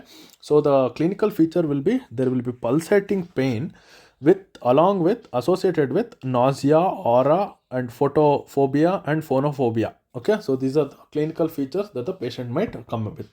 Whereas in cluster headache, it is gonna stay up to 3 hours, okay. Then it is gonna be most common in males and it is also unilateral, just like migraine, okay. Here the clinical feature would be periorbital pain, which is almost suicidal, okay. Suicidal level pain, okay. So it is very unbearable pain, okay. So the management of migraine and cluster headache is different, okay. So we'll see each of it. So in the management of acute migraine, it is going to be NSAIDs and triptans, the sumatriptans and all these things will give, right. So NSAIDs and triptans is what we give. Remember rizatriptan, it is for severe cases, we'll give rizatriptan, okay. Then in some of the other cases, we'll also give dihydroergotamine, okay. So dihydroergotamine is also considered for acute case of migraine. Then for prophylaxis, in a known case of migraine patients, it is the beta blockers, the drug of choice. The propranolol and all these things will give as the drug of choice. Then amitriptyline, valproate and all this also can be given. Anti-CGRP, so CGRP was the pathogenesis, right. Anti-CGRP drugs are there which can be given, okay. Then coming to cluster headache management, so here also acute management is subcutaneous sumatriptan, okay. So there also it was sumatriptan. Here the subcutaneous sumatriptan can be given. Please note this subcutaneous thing, okay. Whereas the prophylaxis for the cluster headache would be verapamil, steroids and lithium that we'll give, okay. So then in indomethacin also can be given for prophylaxis of cluster headache, okay. Then we'll move on to meningitis, okay. So in meningitis, there are two main things that might cause meningitis, that is bacterial meningitis and viral meningitis. See, even the fungal meningitis can happen, okay. So the two main things are viral meningitis and bacterial meningitis. The most common things are in neonates, it is the E. coli that we give, and in children, adult and old age, it is going to be the streptococcus pneumonia that is most common, okay. So the most common organisms are these things, okay. So the management will be this third generation cephalosporin, that is cefepime, vancomycin can be given, okay. So if it is meningococcal,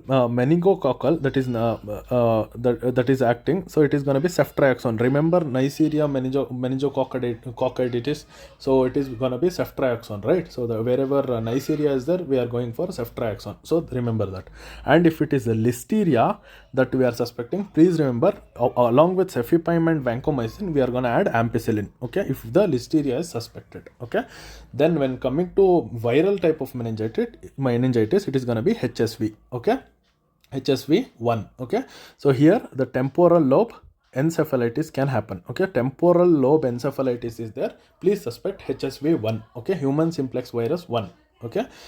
Then coming to CSF, please remember, you know that, right, bacteria means it is going to be neutrophils, okay. Bacteria means it is neutrophils, but one exception is in TB, we all know that, right? Lymphocytes is what is getting affected. Okay, so lymphocyte is what is getting increased in with respect to TB. Okay, that is the only difference with respect to bacteria. Okay, here what happens is, as here in CSF count, what are the things, that the components that we see are the color, WBC, the glucose level, protein, and the opening pressure is what we see. Okay, so here in bacterial and TB meningitis, so it is going to be turbid. The color of the CSF will be turbid, and it is going to be neutrophils that is raised in bacterial, and lymphocyte that is raised in TB. And the glucose levels will be reduced because all the bacteria will consume all the glucose that is there in the CSF. Okay, will start consume that is why glucose will be low, whereas protein levels will be high. Okay, and the opening pressures also will be high with respect to bacterial meningitis. Coming to viral meningitis, the CSF will be clear and the lymphocytes will be increased, whereas the glucose, everything, all the other things will be normal. And in the fungal CSF of fungal meningitis also, it is clear, the lymphocytes will be increased, and there will be normal glucose and other things. Okay, so this is the thing with respect to meningitis. So now moving on to seizures. Okay, we are done with the vascular pathologies and meningitis. So now we'll move on to seizures. Okay, in seizures there are two kinds of seizures. One is focal and another one is generalized seizures. Okay, the focal seizures, there are two kinds of things. One is focal aware and focally impaired awareness. Okay, so focal aware, or in general the focal seizure means, so if this is the brain, only one part of the brain, if it is affected, it is the focal seizures that occurs. Okay, so this is what focal seizures means. Whereas in generalized seizures, it is the entire brain that is affected. Okay, in generalized seizures, everything is firing. Okay, so this is how the seizures will occur with respect to generalized seizures. In focal seizure, focal aware and focally impaired awareness.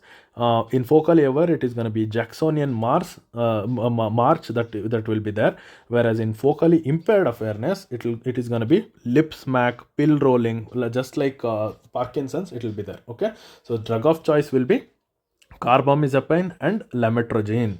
Okay, so please remember these two drugs, carbamazepine and lamotrigine, is what is the drug of choice for focal seizures. Okay, then coming to generalized seizures, it is going to be many different types, that is tonic clonic, myoclonic, atonic, and absent type of seizures. Okay, so remember, in tonic clonic seizure, it is also called as grand mal seizures. Here the post-ictal confusion is present. Okay, so post-ictal meaning after the seizure episode, there will be confusions. Okay, whereas in absent seizures, there is no post-ictal confusion. Okay, this is the only difference between how you diagnose a generalized seizure with tonic clonic seizure with absent seizures. Okay, so in absent seizure, it is nothing but there will be a blank stare, just like locked in syndrome. There will be a blank stare. Okay, blank stare will be there. There will be no movements, anything won't be there. Okay, so that is why we'll confuse them with locked in syndrome. In locked in syndrome, at least the eye movements from the vertical gaze is present. Okay, so that is how they will communicate with us. But whereas in absent seizures, there will be no eye movements also. Okay, this is the thing. Then coming to management, all the generalized seizures, we generally manage them. Long term will be with valproate or lamotrigine. Okay, so all the generalized seizures will be valproate and lamotrigine, whereas the absent seizures, it will be ethosuximide. Okay, if it is a kid, it is going to be ethosuximide. Absent seizures will be most commonly in children only, so that is why we'll be going for ethosuximide. Please remember that. Then now coming for status epilepticus in the chapter of seizures itself. So status epilepticus means the more than 5 minutes of seizure. If the seizure persists for more than 5 minutes, then it is known as status epilepticus. Okay, please remember this. How we are going to manage the status epilepticus patient is, first we are going to treat is hypoglycemia. Okay, so first thing we are going to treat is hypoglycemia with 10% dextrose is what we are going to give, and then we'll resuscitate the patient, and then we'll start the anti-epileptic drugs. The first thing is IV lorazepam is what we give. Okay, IV benzodiazepine, that is lorazepam, is what we give stat, which we will continue for 20 minutes. We'll be giving them. Okay, so till 20 minutes we can give lorazepam. Till then, if it is not being controlled, we'll go for IV phenytoin or levetiracetam. Okay, so 20 mg per kg in 100 ml NS is what we give, and now we will go further for 15 minutes. Even then, if it is not being controlled, then we'll go for midas, that is midazolam, or IV propofol. Okay, IV propofol we discussed right in anesthesia. So it is an anesthetic agent, and it will reduce the GABA action. Okay, higher level drug. Okay, so this is how we'll manage the case of status epilepticus. Then coming to certain syndromes with respect to seizures is the febrile seizure, meaning so what happens is in certain febrile conditions, the seizures might happen. Okay, so it is most common in less than 5-year-olds. Okay, so less than 5-year-olds is the most common, not most common. Febrile seizure means it is less than 5-year-old. Okay, this is the criteria. Please remember this. If less than 5-year-old is there, it is febrile seizure. Okay, how do we manage it? It is going to be diazepam, that is a benzodiazepine that we use. Then clobazam as prophylaxis is what we give. Okay, clobazam can be given as prophylaxis here. Okay, then coming to another syndrome, that is West syndrome. Please remember this. There is salam spells. Okay, a kid sitting on a chair will be doing the salam. Okay, so the salam greetings that will be doing, right? So it will be involuntary, and salam spells can be seen. So here, if we take an EEG of that particular patient, there will be mountain waves. Okay, mountain like waves will be there. So this is called hips arrhythmia. Okay, hips arrhythmia is what we call it for call that particular EEG. Okay, so how do we manage? We manage by giving ACTH, that is adrenocorticotropin hormone, so that we'll be reducing the cortical the adrenal gland is very immature. Okay, so that is how the pathogenesis of West syndrome happens. So you need not remember all that things. So that is why we'll be giving ACTH here. Okay, please remember that we'll be giving vigabatrin in patients of West syndrome who will be with the tuberous sclerosis. There is a disease called tuberous sclerosis. If the patient presents with tuberous sclerosis and West syndrome, we are going to give vigabatrin. Okay, please do not give ACTH. Okay, so it is not ACTH that we give. Please remember, this is a vigabatrin. Here definitely you will go wrong. Please remember, in tuberculosis, not tuberculosis, it is tuberous sclerosis. It is going to be vigabatrin that we give. Then coming to juvenile myoclonic, it is going to be dropping certain things. Suddenly we will drop pen and all. It is going to be seizures only, but dropping things without us involuntarily. Okay, so the patient might go clumsy. This happens in juvenile period, that is in adolescents we can see this. EEG will be 3 to 6 hertz. Okay, 3 to 6 hertz if it is there, it is going to be juvenile myoclonic. Here also, as it is a generalized tonic-clonic seizure, we are going to go for valproate. Okay, valproate will be the management. Whereas there is something called as Lennox-Gastaut syndrome, where it is a multifocal seizure. Here the EEG will be less than 3 hertz. Okay, so there it was 3 to 6 hertz. Here it is going to be less than 3 hertz. There is something called as Darwet syndrome. Please remember this. This is a previous year question, Darwet syndrome. Okay, so 2025 paper they had asked. So here the sodium channel is affected. Okay, so if this is a neuron, there will be sodium channel and all, right? So if the sodium channel is affected, so there will be increased release, there will be no release of GABA and all. So that is where this Darwet syndrome comes in. Here also the generalized tonic seizure, so valproate. So remember, wherever you can, you should give valproate. Okay, except for certain other cases. Okay, this is how the management and the syndromes of the seizures are there. Okay, so then let us move on to the major thing, that is the neurodegenerative disorders and the myelinating disorders, the major most topic of the neurology. Okay, now we'll start with the neurodegenerative disorders, then we'll go for demyelinating disorders. Okay, so in neurodegenerative disorder there are two types. The one is movement disorders, the other one is dementia. Okay, in movement disorders there is Parkinson and Huntington's. Okay, Huntington syndrome and Parkinson is there. In dementia, there are many other things. We'll discuss about them. So first, starting with Parkinson's, I told you, right? Substantia nigra. It was it was the thing that was telling the basal ganglia whether to do activation of the movement or inhibition of the movement through dopamine. Okay, so this is the dopaminergic pathway. But when it is affected, all this everything basal ganglia pathway is affected, so it wouldn't know what movement to do. So that is where the patient will do akinesia, pill rolling movement, and all these things will come up. Okay, so if we see the histology slide of it, histology is a slide of a Parkinson patient. There will be Levy bodies. This is pathognomic to Parkinson's. Please remember Levy bodies. Here the alpha synuclein proteins will be there. Okay, so Levy bodies. Okay, it is nothing but in the eosinophils have started eating the eating certain neurons, and these bodies will be inside the eosinophils. Okay, so these are called as Levy bodies. Okay, coming to the clinical features, I told you, right? Tremors will be there, then rigidity, that is lead pipe rigidity and all. You have learnt it in final year, right? Then dementia will be there, loss of memory will be there, then cogwheel rigidity, that is what I was telling, cogwheel or lead pipe rigidity will be seen.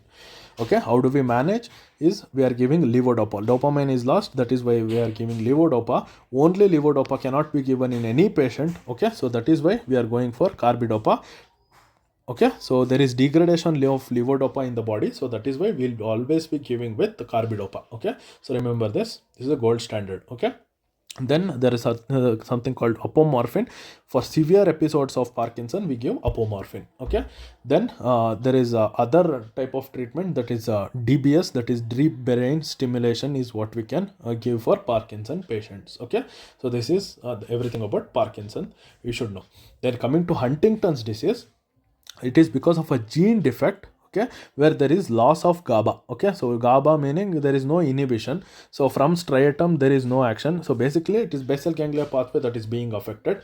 So what happens when basal ganglia path is affected? Chorea, athetosis, hemibolismus, and all these things, right? So that is the thing. So here also we can see dementia and depression. Okay, dementia and depression also can be seen here. Okay, so the main thing, in the question they will be telling a patient with a MRI will be given, and a boxcar ventricles is what it will be given. Okay, boxcar, it looks like a box. Okay, boxcar is what it would look like. If we see a boxcar, this is a boxcar, right?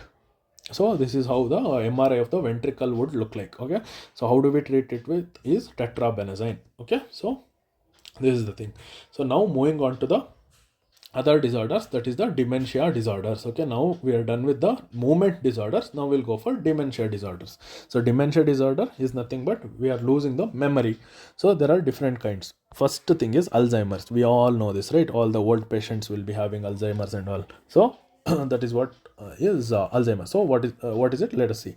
Okay, here there is increased risk of Alzheimer's in the patients where there is ApoE4 aging, and in Down syndrome patients there is increased risk of Alzheimer's. Okay, whereas please remember there is ApoE2 which reduces the risk of Alzheimer's. Okay, this is a gene, and if ApoE2 is there, it reduces the risk of having Alzheimer's. What happens is basically there is reduced acetylcholine in the brain. When there is acetylcholine reduction, what happens? There is no firing at all. So acetylcholine is what was causing all this firing, all the action potential, right? So if there is no acetylcholine, the firing will be reduced and all the memory and all these things will be lost. Okay, so if we take an histology slide and do the pathology study, we'll get senile plex will be there, beta amyloid core will be there, neurofibrillary tangles. These are all pathognomic with respect to Alzheimer's. Okay, tau proteins, Hirano bodies. Okay, Hirano bodies, I told you, right? Hippocampus will be most commonly affected. Hippocampus and entorhinal cortex is what is most affected in with respect to Alzheimer's. So here we can see Hirano bodies. Okay, how do we manage is, for mild cases, donepezil and rivastigmine is what we give. In moderate to severe cases, we will go for mementamine. Okay, mementine. Okay, so this is with respect to Alzheimer's disease.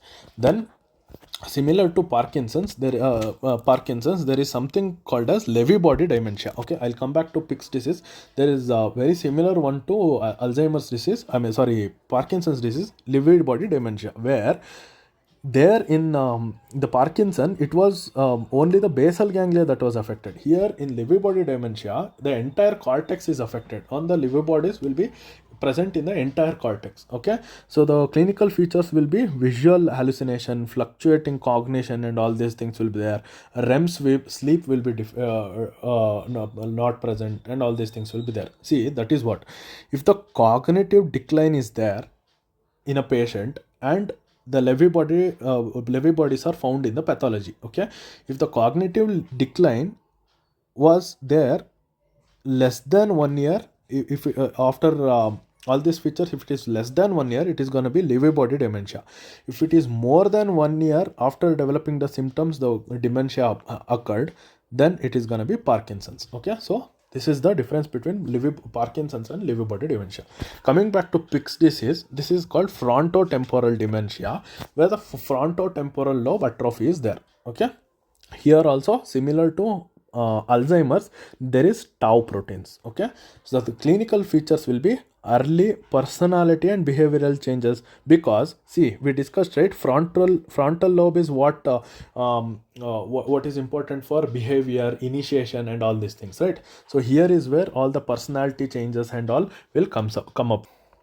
So now moving on to the other disorders, that is Creutzfeldt-Jacobs disease. Okay, so this is a very important disease in Western people. So where the prions, okay, there is something called prions, which are proteins. Okay, so infectious proteins, these are not viruses, bacteria, or anything. These are infectious proteins which might be in beaches and all. Okay, so this is where we might get contacted with prions. So what happens is it is very fatal. Okay, the Creutzfeldt-Jakob disease is very fatal, where the clinical features will be rapid progression of dementia, everything they'll lose. Okay, startle myoclonus will be there. Here is where we'll see wing beating tremor. Okay, wing beating tremor will be there. Please do not confuse wing beating tremor with hemibalismus. Please see the videos of both the things. They can ask you in the video based questions. Okay, so please go through this. Then coming to pathology, there will be spongiform cortex that will be there. Okay, so spongiform cortex can be seen. So patient, it is fatal. Okay, so there is no cure for it, it is fatal. Okay, that is the thing with respect to Creutzfeldt-Jakob disease. Then the last one, it is normal pressure hydrocephalus. Okay, there is a triad of it where inside the vein there is hydrocephalus, but it will be normal pressure. Okay, so there is a triad for it, that is shuffling gait, cognitive decline is there, then urinary incontinence is there. Okay, so this is one of the disorders of dementia. So we discussed all the movement disorders and the dementia cases with respect to neurodegenerative disorders. So neurodegenerative disorders are done. Okay, so now we'll be moving on to last but one topic, that is demyelinating disorders.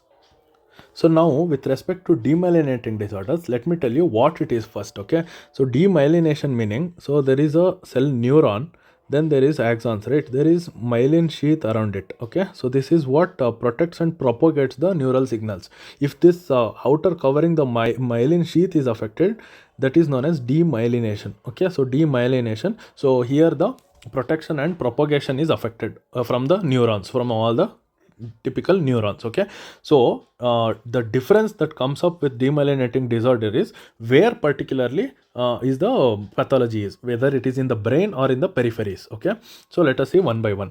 If it is in the brain, it is the oligodendrocytes. Okay, that are affected. Okay, so there are supportive cells, oligodendrocytes, and all these things are the Schwann cells. Schwann cells will be in the peripheral nervous system, whereas in the central nervous system it is the oligodendrocytes that are surrounding the neurons. Okay, so if it is the oligodendrocytes that are affected, then it is going to be multiple sclerosis. Okay, so please remember.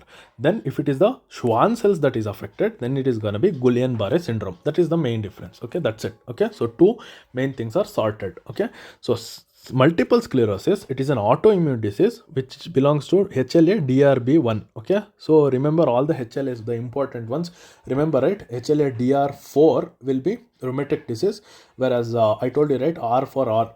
Please remember, R for R is DR4. Okay, rheumatic heart disease, whereas rheumatic arthritis, whereas B27 was all the non-rheumatic arthritis, that is psoriatic arthritis, ankylosing spondylitis, and all these things. Okay, the other one is with respect to MS, that is multiple sclerosis, will be HLA DRB1. Okay, so it can be because of autoimmune disease triggered by either EBV, and also it is increased in persons who are away from the equator. Okay, the equator zone people, all the Indians and all, are safe with respect to multiple sclerosis, whereas away from the equator people are prone for this multiple sclerosis. What is the pathogenesis? That is what I was telling, right? Autoimmune destruction of the axon, okay, so will lead to sclerosis. So this is the pathogenesis of the multiple sclerosis.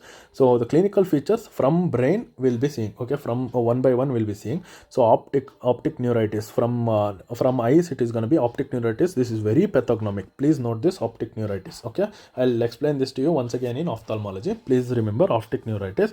When it comes to brain stem, it is going to be diplopia that might happen. Then cerebellum, ataxia, scant speech can happen. Then coming to corticospinal weakness might be there. Then there is a specific sign called Lermet sign, where there is electric shock on the neck flexion. Okay, electric shock like symptom when there is a neck flexion. Okay, then the neurogenic bladders might be seen. Then there is one more thing called Uthoff's phenomenon. Okay, Uthoff's phenomenon, where the heat, if there is heat radiation, the symptoms might worsen. Okay, the hot regions might worsen the symptoms. Okay, so this is called Uthoff's phenomenon.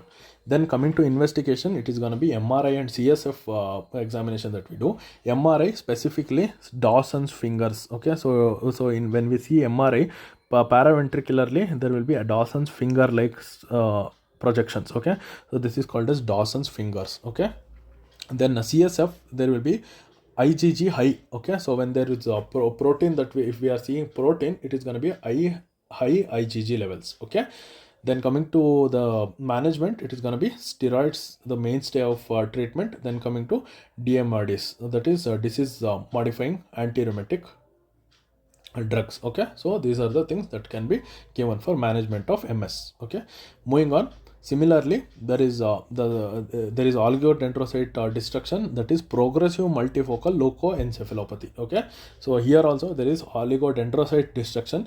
Here it is not because of autoimmune disease, rather because of a reactivation of a virus called JC virus. Okay, it is not an autoimmune. This is because of the reactivation of JC virus. Okay, in a immunosuppressed patient. For example, there is a AIDS patient or a long corticosteroid ingesting patient.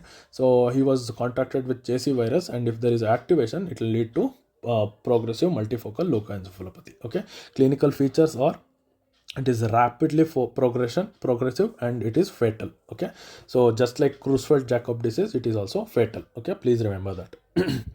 Then coming to Guillain-Barré, I told you, right, the difference between MS and Guillain-Barré syndrome is GBS is it is going to be acute inflammatory demyelinating polyneuropathy, but here it is going to be not oligodendrocyte, it is going to be Schwann cells. Okay, so pathogenesis is, so it is autoimmune or the Campylobacter jejuni trigger. Okay, so there it was EBV trigger that caused the pathogenesis. Here it is going to be Campylobacter jejuni that is causing the trigger. Okay, or the Zika virus. Please remember Zika virus also. There it was Epstein-Barr virus. Here it is Zika virus. Okay, here also it is IgG. Okay, there also it was a higher level of IgG, right? So here also it is going to be IgG because it is chronic. I told you, right? Chronic means IgG. Okay, then clinical features will be, the pathognomic will be symmetric weakness beginning from the lower extremities. Okay, please remember, if from the lower extremities, if it is being affected, then it is going to be GBS. Okay, then there will be postural hypotension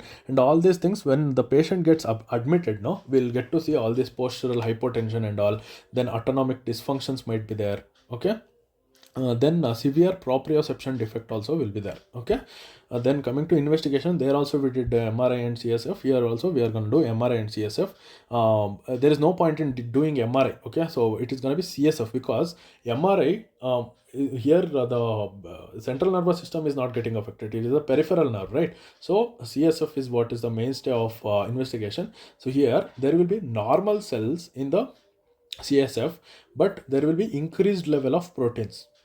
Okay, so normal cells in bacterial and TB meningitis, we saw that there is neutrophils and lymphocytes that was increased, and increased proteins was there. Whereas in GBS it is going to be normal cells. Okay, cells will be normal, there won't be no cells. Okay, whereas the protein will be increased. That is how we can diagnose it. Okay, then coming to the treatment of it, it is going to be IVIG treatment. It is not steroids. Steroids we gave it for MS, but here it is going to be IVIG. Okay, IV immunoglobulin therapy. Okay, then coming to two most important things, that is osmotic demyelination syndrome, where please remember it is because of sodium correction. Okay, improper sodium correction in any patients might lead to osmotic demyelination syndrome. Remember, from low to high, if we are correcting, pons will die. Okay, high, die. Okay, so remember the rhyming words. Okay, from high to low, if we are correcting, then the brains will blow. Okay, low, blow. Okay, remember, in that way it will be easier for you. Okay, this is the corrections that we are doing, and from low to high it is there, then pons will die. Okay, so that is the thing. Then coming to the last one, that is Charcot-Marie-Tooth disease. This is an hereditary disorder where there is motor sensory neuropathy. Both motor and sensory system will be affected. This is because of a PM22 gene that is affected. Here the defective proteins will cause the myelin sheath defect. Okay, so defective protein will cause the myelin sheath defect, just like as we saw in GBS also, but here it is the PM22 gene that is affected. Here, just like the name Charcot-Marie-Tooth disease, that is CMT,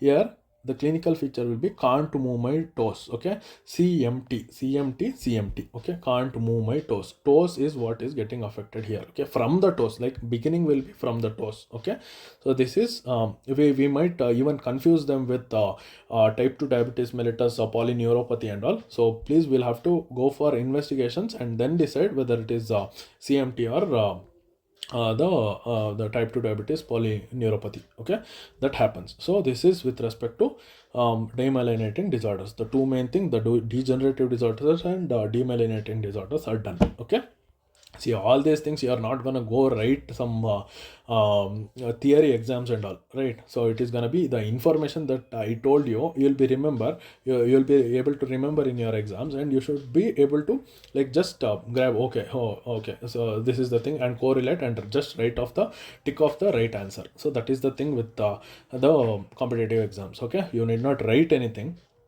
So we just have to listen and try to grasp everything. Okay, so that's it. Okay, then moving on to the two last topics, that is spinal cord lesions and the brain tumors. Okay, tumors of the CNS. Okay, so with respect to spinal cord lesions, the first thing is polio.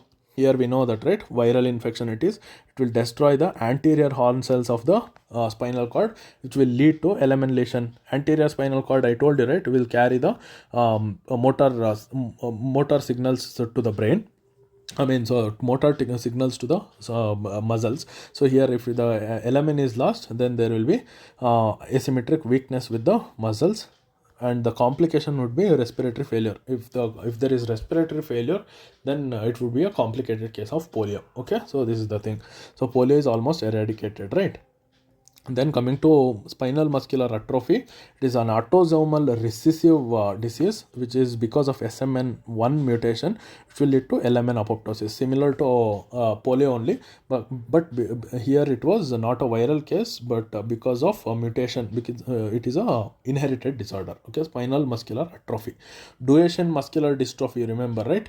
The dystrophin protein is lost, and that is where we saw Gover sign and all. The kid will get up with the help of legs, and I mean all the four limbs he'll try to use, because the pelvic muscle is affected and all. So please go and see the Gover sign, because that might come with as a video based question. Okay, so this is the thing with Duchenne muscular dystrophy. Okay, then coming to ALS, amyotrophic lateral sclerosis, we all know, right, Stephen Hawking. Okay, Stephen Hawking was affected from this thing. So whenever this thing comes up, remember Stephen Hawking, you will be able to solve, where the UMN and LMN degeneration will be there. So both of this will be affected, and both of the LMN and UMN lesions we can see. Okay, so here please note that sensory and ANS is paired. Okay, autonomic nervous system is paired. So fatal, if it will be fatal if the respiratory system is involved. Remember, right, he was very old age, nothing was affected with him. Okay, it was the old age that killed him, not any of this ALS disorder, right? So remember that thing. So the management will be Riluzole and edaravone. Okay, so this is the thing that we use for ALS treatment. Okay, then coming to TEPS dorsalis, this is because of syphilis. Please remember, syphilis will cause TEPS dorsalis. We also had talked about this when we were discussing in microbiology. So TEPS dorsalis meaning there will be dorsal column degeneration. Remember, right, dorsal column carried the proprioception and the crude touch, right? So if the proprioception is lost, then there will be ataxia. Okay, it also carries the autonomic there will be atonic bladder. Okay, so this is the thing with respect to DEPS dorsalis. Okay, so ataxia will be the main clinical feature. Coming to subacute combined degeneration, SCD, it is going to be B12 that is causing the lateral and dorsal column thing to getting affected. See, lateral was motor system that was coming, right, from lateral column. It was motor system and also the sensory system, right? All the pain, the temperature and all were carried by the lateral column, whereas the dorsal column, it was the proprioception and the crude touch. See, both the motor and sensory system is lost here with respect to subacute combined degeneration. Here the trigger is B12 deficiency. Okay, coming to Friedreich's ataxia, it is a trinucleotide thing where the frataxin gene, okay, so there it was B12, here it is a frataxin gene. It is an inherited syndrome which will lead to lateral and dorsal column issue. Okay, so there also same thing, but it was B12 that was the trigger. Here it is the frataxin gene defect that is causing this thing. Okay, so here the main pathognomic will be the patient will be with kyphoscoliosis. Okay, the patient looks like an S, okay, like a snake. Okay, so that is the thing with respect to Friedreich's ataxia. Coming to Brown-Sequard syndrome, here also the same, but lateral and dorsal column will be affected, but the trigger is trauma. Because of trauma, the lateral and dorsal column will be affected. Okay, with respect to Brown-Sequard syndrome. So this is all and everything we need to know with respect to spinal cord lesions. Okay. Then moving on to tumors of the CNS, one of the last topic of neurology, the important one, that is tumors of CNS. Okay, that is, there are two types of tumors with respect to CNS, that is primary tumor and the secondary tumor. Okay, so primary tumor is very low. Okay, whereas secondary tumor is a very high chance. Okay, secondary tumor meaning from elsewhere, some other tumor has happened, whether it is breast carcinoma, lung carcinoma, from there it might spread. Okay, so that is secondary tumor, that is most common with respect to brain. So primary tumors is very less. Okay, with respect to brain. Okay, the brain if the tumor happens, so what are the kinds of tumors are? So in brain, the tissues are neuronal tissue, the glial tissue, microglia, meninges, and myelin sheath, and undifferentiated tissues. So these are the kinds of tissues, right, that will be there with respect to CNS and PNS. So let us see one by one what happens. Okay, so neuronal tumors are not for our level with respect to the MBBS and PG level, it is not the case. So our major concern will be the glial tumors and the other tumors. Okay, glial tumors meaning the glial cells are the supportive cells of the neurons. Okay, so these are the supportive cells. If the supportive cells have a tumor, so that will lead to the diseases that we will discuss about. Okay, so glial cells are of three types, that is astrocytes, the oligodendrocytes, and the ependymal cells. Okay, so we'll discuss each one. So if it is astrocytoma, in astrocytoma there are four types. Okay, the two main types are important, that is pilocytic astrocytoma, glioblastic multiforme. Okay, see, astrocytes, I told you, right, these are the supportive cells, not the neurons. Okay, neurons is not important for our level. Okay, so please remember that. Okay, so it is the supportive cell tumors that we are studying about. So astrocytes, there are four types, but two important ones are pilocytic astrocytoma, glioblastic multiforme. Okay, so how does it look is, In pilocytic astrocytoma, children are mostly affected, and it is the cerebellum and the brain stem that is mostly affected. Okay, so it is this thing. Then the surgery has 100% good prognosis. Please remember this. Okay. Then coming to glioblastoma multiforme, so it looks exactly like a butterfly. Okay, so when you see an image of MRI, so it is going to exactly look like a butterfly. Please go see an image of it. Okay, so it is going to be in old age, and the cerebrum is what is being affected here. Okay, glioblastoma multiforme. So astrocytoma is done. Then coming to oligodendroglioma, this is also a supportive cell. Oligodendrocytes. Just now we learned, right? Multiple sclerosis and all. If it suddenly turns into tumor, so it is going to be cerebrum that is being affected. In micro, if it is a if I'm going to take a histological side, it looks like a fried egg appearance. Okay, fried egg appearance. Okay, so this is what it would look like. Okay, so on histology, so this is what is important with respect to oligodendroglioma. Then coming to ependymoma, where are the ependymal cells present in our body? I mean, in our brain, it is the ventricles, right? Ventricles. So this is what produces the CSF. So ependyma. So that is where the tumor also will be in the ventricles. Okay, the young people are being affected in ependymoma. Coming to meningioma. Remember, right? Meninges. Okay, all the meningeal layers, dura, pia mater, and arachnoid. So this is what is getting affected. The main thing that is affected is arachnoid. Okay, so out of all the three, arachnoid matter is what is getting affected. It is the middle age. Okay, so middle-aged people will be affected by meningioma. So how it is gonna look like is for example, let us take this as a skull. So it looks like a rat tail appearance. Okay, so this looks like this. Okay, so this is how the meningioma would look like. Okay, please go see an image of meningioma. Then coming to medulloblastoma, it is going to be again medulla and the cerebellum that is affected. Please note that one image of medulloblastoma also, exactly they'll give an image of midbrain, medulla or cerebellum, and here the tumor will be there. If it is there, then please go for medulloblastoma. Okay, then coming to schwannoma. The schwannoma is nothing but the cranial nerve 8, the most common nerve that is getting affected. Here the Schwann cells is what is getting affected. So just near the middle cranial fossa, the tumor will be there. Okay, in a MRI. So in the middle cranial fossa, the MRI will be there because that is where between the middle cranial fossa and the posterior cranial fossa is where the internal auditory meatus is there, right? So that is where the cranial nerve 7 and 8 will pass through. So that is exactly where the schwannoma will also be there. Okay, the pathognomic of this is Antony A cells and Antony B cells and the Verroque bodies. Okay, when we take a histological slides, this is what we will find. Okay, Antony A, Antony B, and Verroque bodies. Okay, this is all and everything you need to know with respect to neurology, head, neck, and face, and all. Okay, so head, neck, and face anatomy and all we discussed, right? So all these things are very important. Now next chapter would be ENT, then ophthalmology, the psychiatry and endocrine will discuss with respect to head, neck, and face. Okay, thank you.